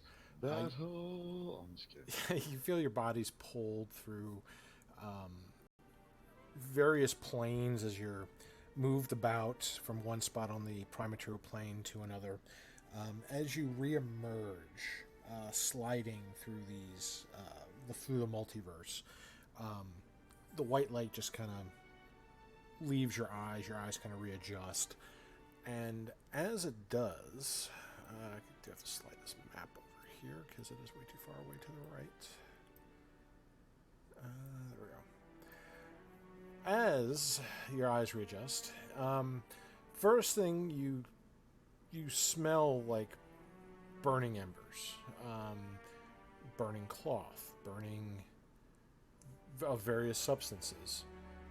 You hear some murmurs, idle chatter, and your eyes readjust, and you see a few carts. There's a couple carts in a covered wagon that are in flames. It's bodies of some people, maybe the owners of the wagons, maybe not. You're not quite sure. They seem to be dressed in very common attire. However, there are a few gentlemen around here. Looks like they were going through some of the supplies that didn't manage to catch on fire. As well as through some of the pockets of some of the deceased, when you just appear out of nowhere. Bloop, and they all just kind of look like, what the hell? Who the hell are you? Roll initiative, motherfuckers. Yeah, right. So, let me see. Oh, this is, shit. Hang on. I forgot this is... There we go. Alright. Forgot I had to be on a different view for the recording so it wouldn't automatically pull you over to the right map. I had to manually kind of do it. It's all good. Let me just zoom out a little bit here. Get the majority of the map in. And I would like everyone to roll initiative, please. I like the way I say it better, Dave.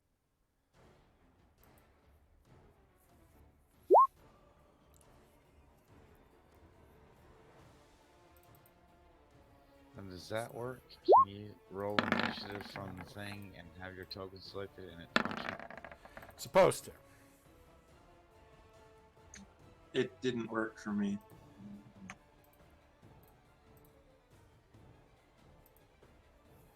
Saying Elodia 8, Bar 13, Nyx.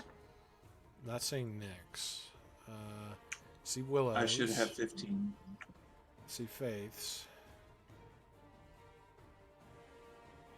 It worked. Cool. You wanted to send the result of this roll to the turn tracker, but no valid token was selected. I had my token selected, God damn it. I can't tell if it double rolled for me due to the fact that I have initiative or not. Would it do that automatically with Beyond 20? I don't. If you haven't set up to do it, yes. Okay. Well, there's a little A next to my initiative, so Means I'll you just have accept the fact that advantage. I might have rolled bad. Okay, so just for simplicity, Ivy's going to go in the same term as Willow, and she will be controlled by me, but you can give verbal commands to her.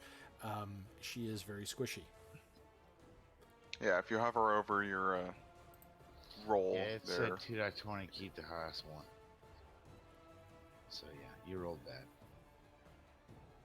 All right, well, interestingly enough, Granny Nyx, you are first on the hit parade. Okay,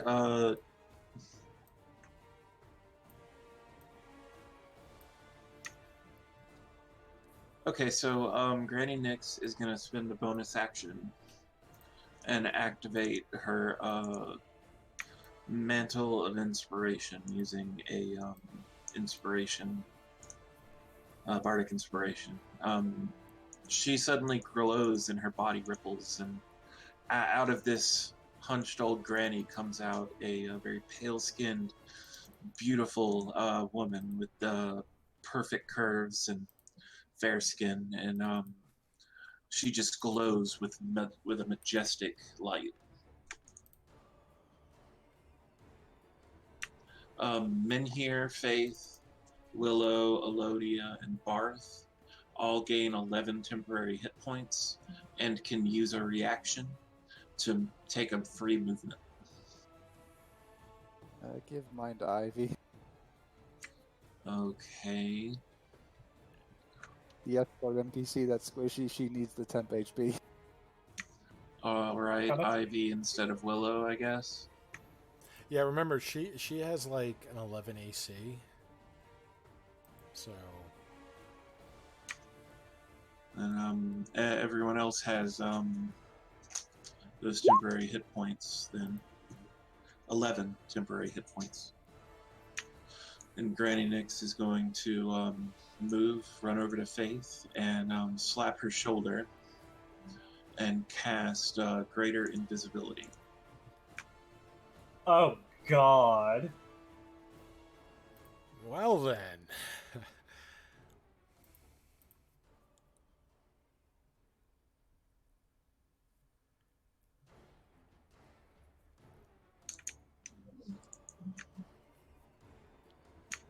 I'm kind of sad that nobody took the reaction to move, because I think that's the coolest part of that ability. Wait, Okay, I must have missed it. I'll move.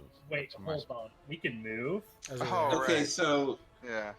everyone but Willow gets 11 temporary hit points and can use their reaction for a free movement. Alright, there I go. All right. That is insane, because that also puts me in like really good range to attack people. Oh, did we just crisscross movie cinematic in my brain? That probably looked cool. A pair of doves just start slow flying away. So, as a bit of flavor, because this is what I've been waiting John for a movies. lot of sessions now, before she gets her shoulder touch, she reaches back, grabbing the large cloth looking block that's on her back. As it unfurls, the cloth falling off into this large glaive that has a flag coming off of it, and the blade itself is in the shape of a cross. As she then holds it up into the air, and then her shoulder is slapped, and she goes invisible.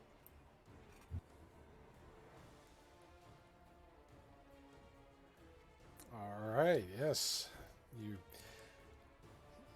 see those those specific arcane triggers happen as everybody uses their reaction to quickly move about. As you are magically bolstered, you feel... This must be what those gentlemen felt in Big Trouble in Little China when they drank that potion that made them feel invincible. You know, they felt really good. Just Granny Nix just made everybody feel almost invincible, you know? Just really good about life.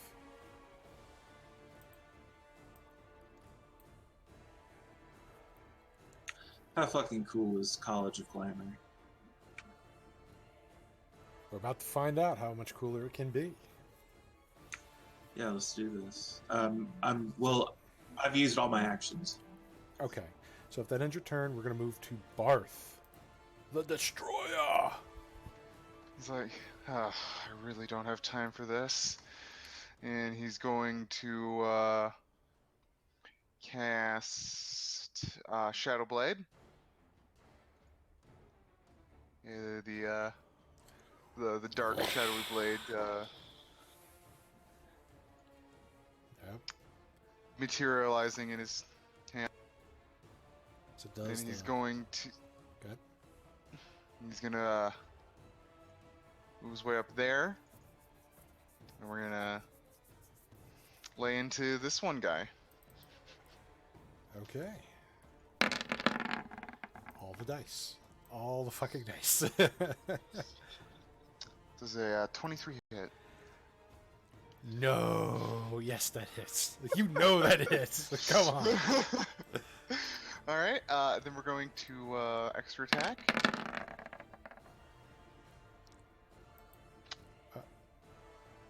Well, All right, how well. much? Well, the first one hit. So how much damage? 15. The 15. first attack. Okay. So that first one drops him as you just slice into him from gut to gizzard. You just kind of disembowel him with your shadow blade. Oh, all right then. Then Barth's going to move up. And do you want me to roll again for his attack, or just use the roll? We'll just use the rolled one with that. So you follow up with the extra attack with that, and it does not connect. He does manage to parry the very frightening shadow blade. Just, the hell is wrong with you, boy? Well, guess what? I'm gonna action surge.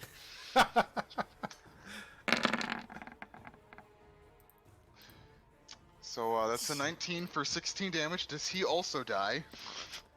He does. This one you slice right through his leather armor, deep wounds into the chest. He just kind of...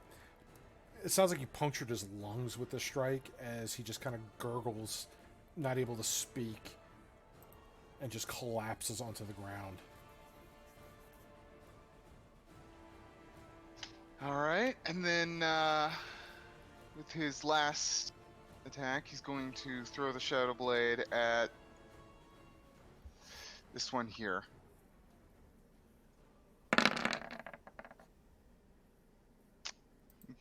For the 21 for 6 damage. Does not kill him, but does hurt as he gets struck by the blade.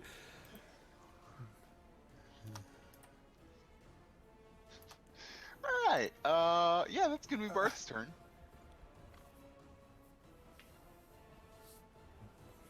All right, they're kind of screaming, "Kill that son of a bitch!" And it's gonna be Menhir's turn. Sweet.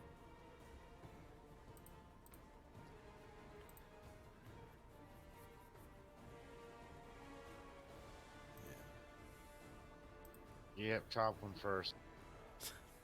Okay.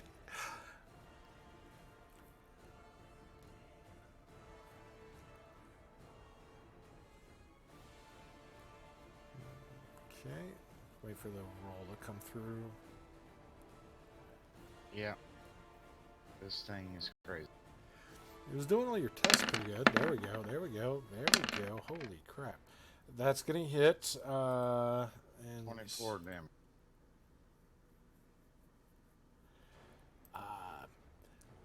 So, as you swing and hit this guy, he does have a helmet on, does nothing to protect his head as the force of your blow snaps the vertebrae in his neck, and his head is just askew as his body just collapses like a sack of potatoes.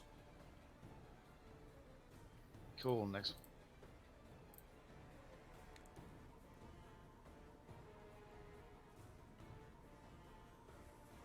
I tell you what, it's just taking a little bit of. Might be your browser just needs to get refreshed with that, but it's the only thing I can think of. And I don't know if that's the Roll20 browser needs to be refreshed or your Beyond. 14 hit him.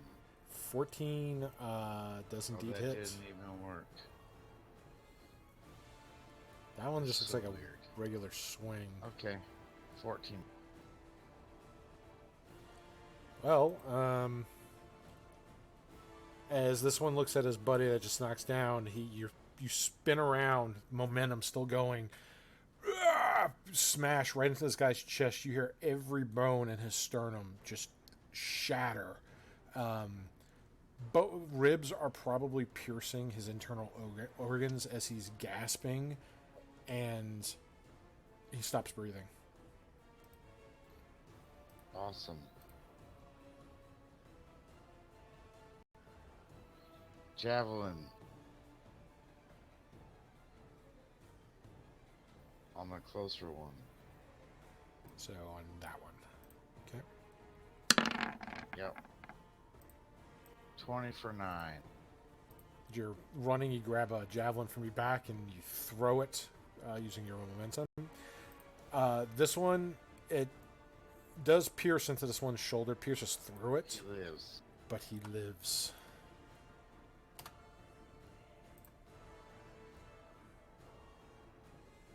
Who the hell are you? Gah! Minir Sarsen.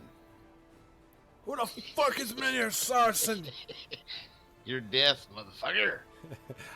Is it in Minir's turn? Yep, that's it. Willow. Willow's gonna take a moment and try to see if she can see any identifying marks in these guys. Any like insignia. All right. Make a perception check. Go ahead and burn that inspiration. 25. I mean, they got tattoos and things, but with the armor and clothing they have on, you would need to be by their bodies to kind of inspect it closer to see. But they do have like markings on them, but you're not sure like to what extent these are. But they are marked. They do have stuff on them. Alrighty, I'll move up.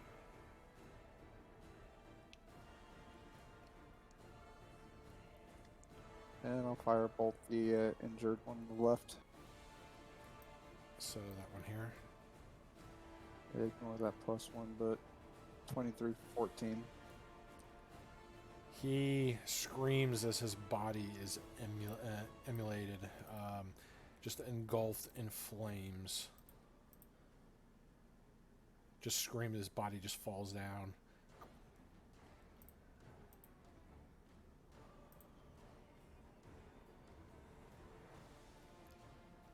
That's it.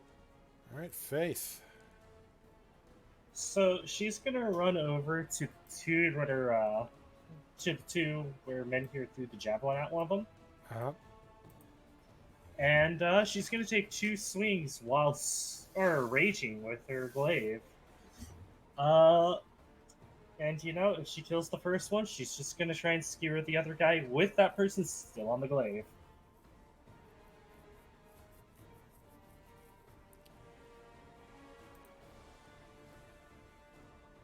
All the dice.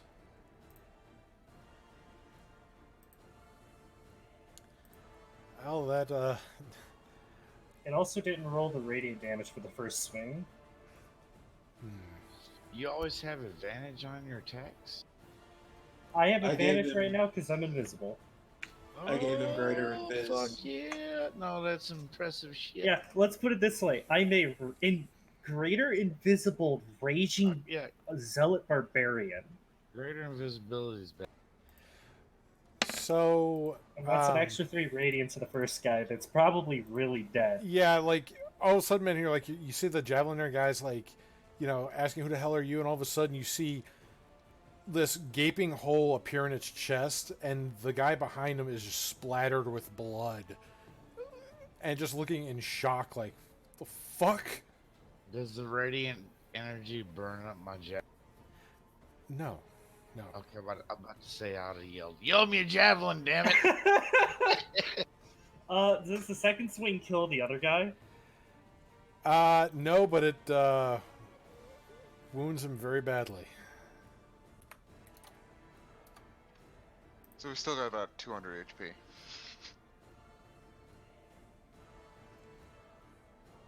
That's when you find he casted Project Image before you started this combat, and now its true form has been revealed as he casts Meteor Swarm.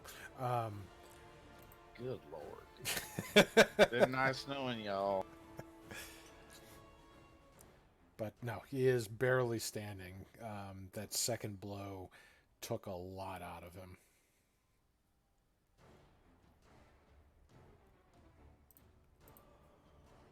Yeah, it looks like almost 90% was taken out of, judging by the little bar above his head. So, does that end your turn, Faith?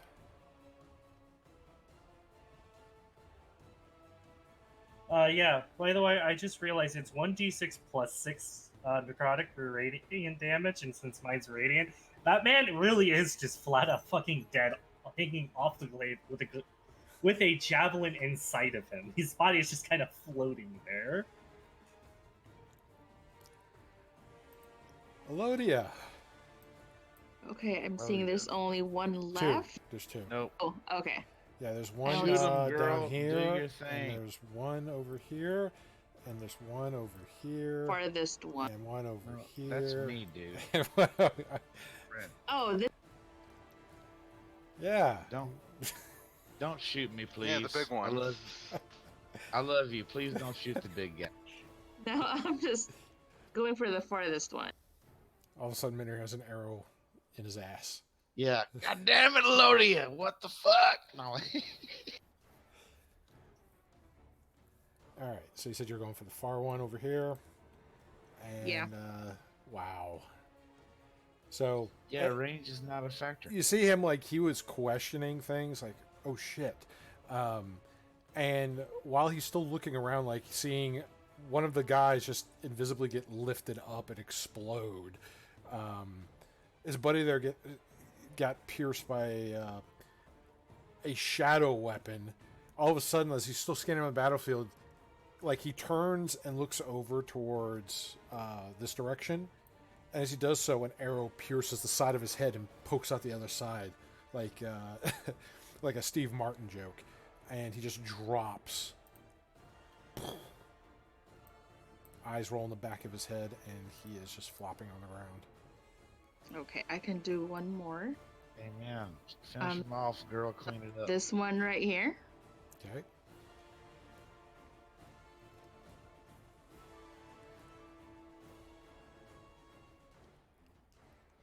Fuck yeah, like right in his I was eye. gonna say if it wasn't that one, like it'll go to Manir.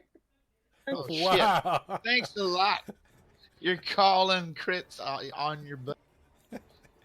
Do you hate me, Bree? Is that what it is? She's You don't- ricocheting the Kidding. arrow off your codpiece. Yeah. Okay, she ricocheted off my codpiece into his eye. Hey now, be This is careful, girl. That This chick. is the power of his dick. I was Listen, thinking more alright, like Super anyway. Troopers, you know, where the guy had the bulletproof crotch piece and they were shooting at it. Now, see what happened was as the arrow was flying, Menhir sawed out the corner of his eyes and instinctually just thrusted quickly, redirecting the arrow into the man's eye. Negative. This is when we realized that he is the best shot in the entire party with the arrow. Critical hip shot. Critical thrusting. Yeah, that arrow flies true to this other one. He's already badly wounded, and while trying to get away from whatever force just stabbed him, an arrow comes flying across the battlefield. Just drops his sword, and He is completely motionless.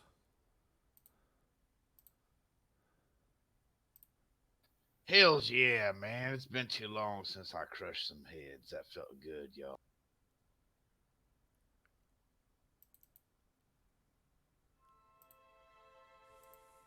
Well, only one thing for it: loot the looters. Don't loot nothing, but don't loot nothing. Loot the ones who are looting the other people.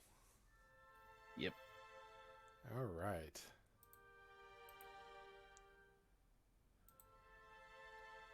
Let's see here.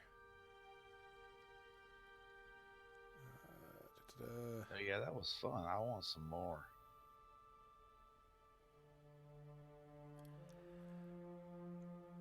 All right. So, anybody else searching these fine folk? Yeah, Willow is. Smell of alcohol and bad hygiene. Meanwhile, Ivy's just behind the rock, like screaming. Yeah, Willow is gonna go take care of. So, after combat begins to die down, Faith is going to look up at her glaive with the body hanging off of it and just kind of flick him to the side. So it takes a couple flicks, but eventually it just slides off the end of the glaive and falls with a thud on the ground. There's just some trails of blood hanging off your still invisible weapon. A couple little specks on you as well, but the cart kind of helps hide that unless somebody's really looking at it. The glaive is mostly what kind of gives your position away right now. She's then going to flick the glaive roughly towards the ground, not throwing it, but hard enough, or flicking it hard enough to wave the blood off. Okay. I said that as a pack of children walked across our front lawn with my window open, and I got a look. Could be worse. Could be worse.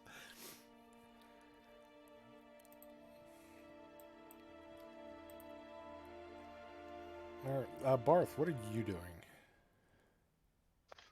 Well, I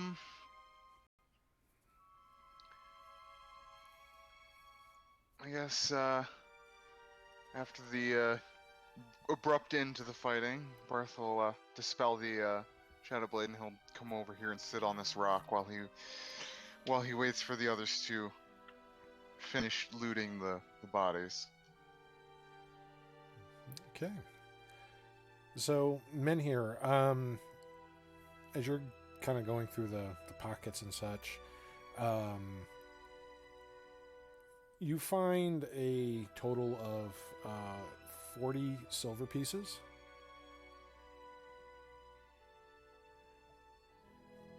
Now, is there, other than like their swords and some daggers, some of them have like little things of tobacco, and some of them have like dirty letters, like they're probably writing to some probably some prostitute somewhere that they're, I guess, regulars with. But outside of that, you're not really finding too much of interest with them. Okay. There is one that does have a list of like cities, and you see like Aurora is kind of scratched out, and you see kind of a very poor penmanship common has marked "Stay away." Yildar, work ? Reldin, and they just kind of drew like a little, kind of like a little bag with like a little dollar sign, like a little money symbol. And they have another marking over by Everhost that has work ? Well, hell, I'll give that to Barth. See what he makes of it. What, the map? Yeah, There's just like a list of like some of the major cities, and because they all are in their own little areas of the Looks western like they're frontier. coordinating with somebody. Honestly, it seems like they're just petty bandits. Emphasis on was. Very much was. Has a minute passed yet, or am I just talking to them while invisible? It's up to Granny Nix. Do you end a spell early? It's up to me if a minute passed. No, it's up to you if your spell continues past the I'll drop it.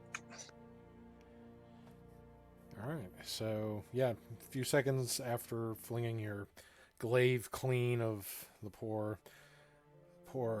brigand's blood, you start to see your glaive materialize and your hands materialize. You are no longer invisible.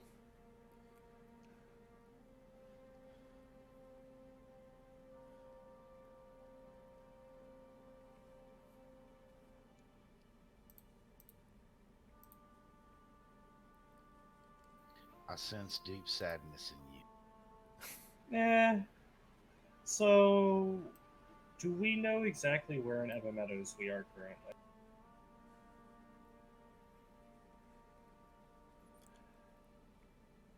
You're on the outskirts by the Golden Roadway. Are there any buildings that are not burned up? There are no buildings anymore here.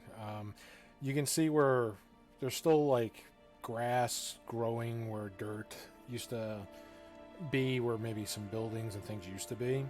But a lot of the land's slowly kind of creeping back in. Nobody's rebuilt this area.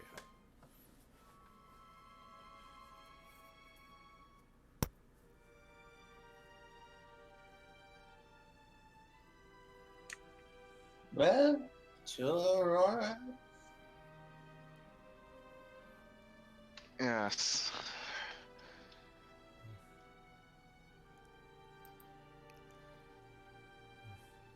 Okay. So, let's get my handout here. Give me one moment. That was this one here. Okay. Alright, so as you start traveling down the Golden Roadway towards Aurora, for most of you, what you remember of the area is it's about the same, although you haven't been here in many months. The familiar landscapes kind of brings pleasant memories for the most part. However, it'd be nice if I can find this here.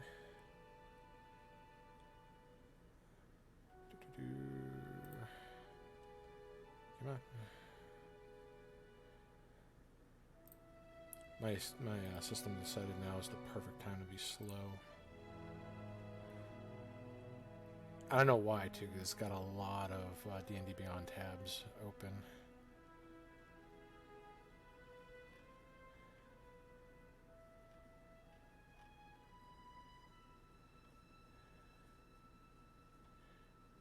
This is what I want right here. So as you get closer to Aurora, you start to see the sky start to change slowly. What you once was the golden rapture, the fractured golden stars in the heavens kind of leading to Aurora, the clouds that just kind of gently breeze across the sky, more frequently start to turn a bit more clustered, a bit more hideous in nature, until eventually the clouds start to obscure and vault the sky entirely. You start to see ambient flashes of like purple light dance across these clouds, and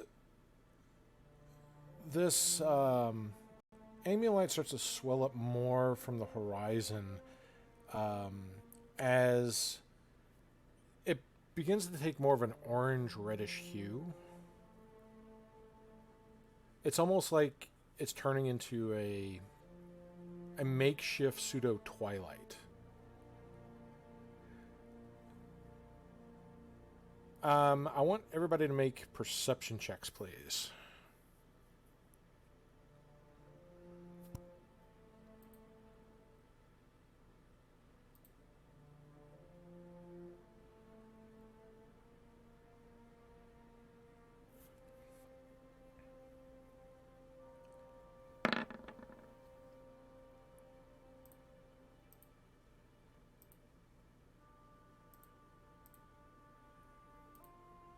Okay. So, as you are getting closer to Aurora, you start getting bit by more insects, like flies, wasps start to kind of fly about you. Almost like they're in a swarm or feeding frenzy. They're just more annoying and aggressive than normal. However, that's secondary to what you start to pick up in the atmosphere is a strong smell of like brimstone and burning tar. You feel gusts of wind, but it's very hot air that kind of just blows past you. Sometimes the wind has like grit in it. It's almost like abrasive, like almost like a, not like a sandstorm, but almost like sandpaper, just kind of like hitting you. As you start to see this, you see in the sky something that you have never seen before, and I'm going to share this handout with you. Coming from some of the swirling clouds, you see these giant spiked chains, larger than most men and just like the thickness of the length, pierce into the landscape. And it's not the only one that you see appear over the horizon by Aurora.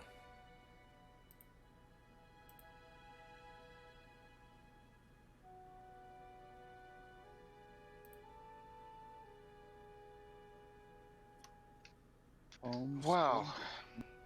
That's not good. So these dot the landscape in the mass of clouds over Aurora.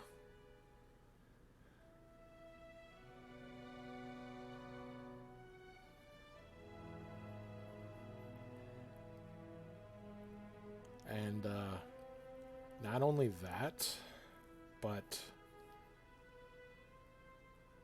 as you are looking about, there is a figure in the clouds that kind of is flying overhead, wings spanned, a good 14 feet easily. And it's moving towards your direction. A figure that looks like this. It's her next Cool. He's grown up. And that is where we're going to end today.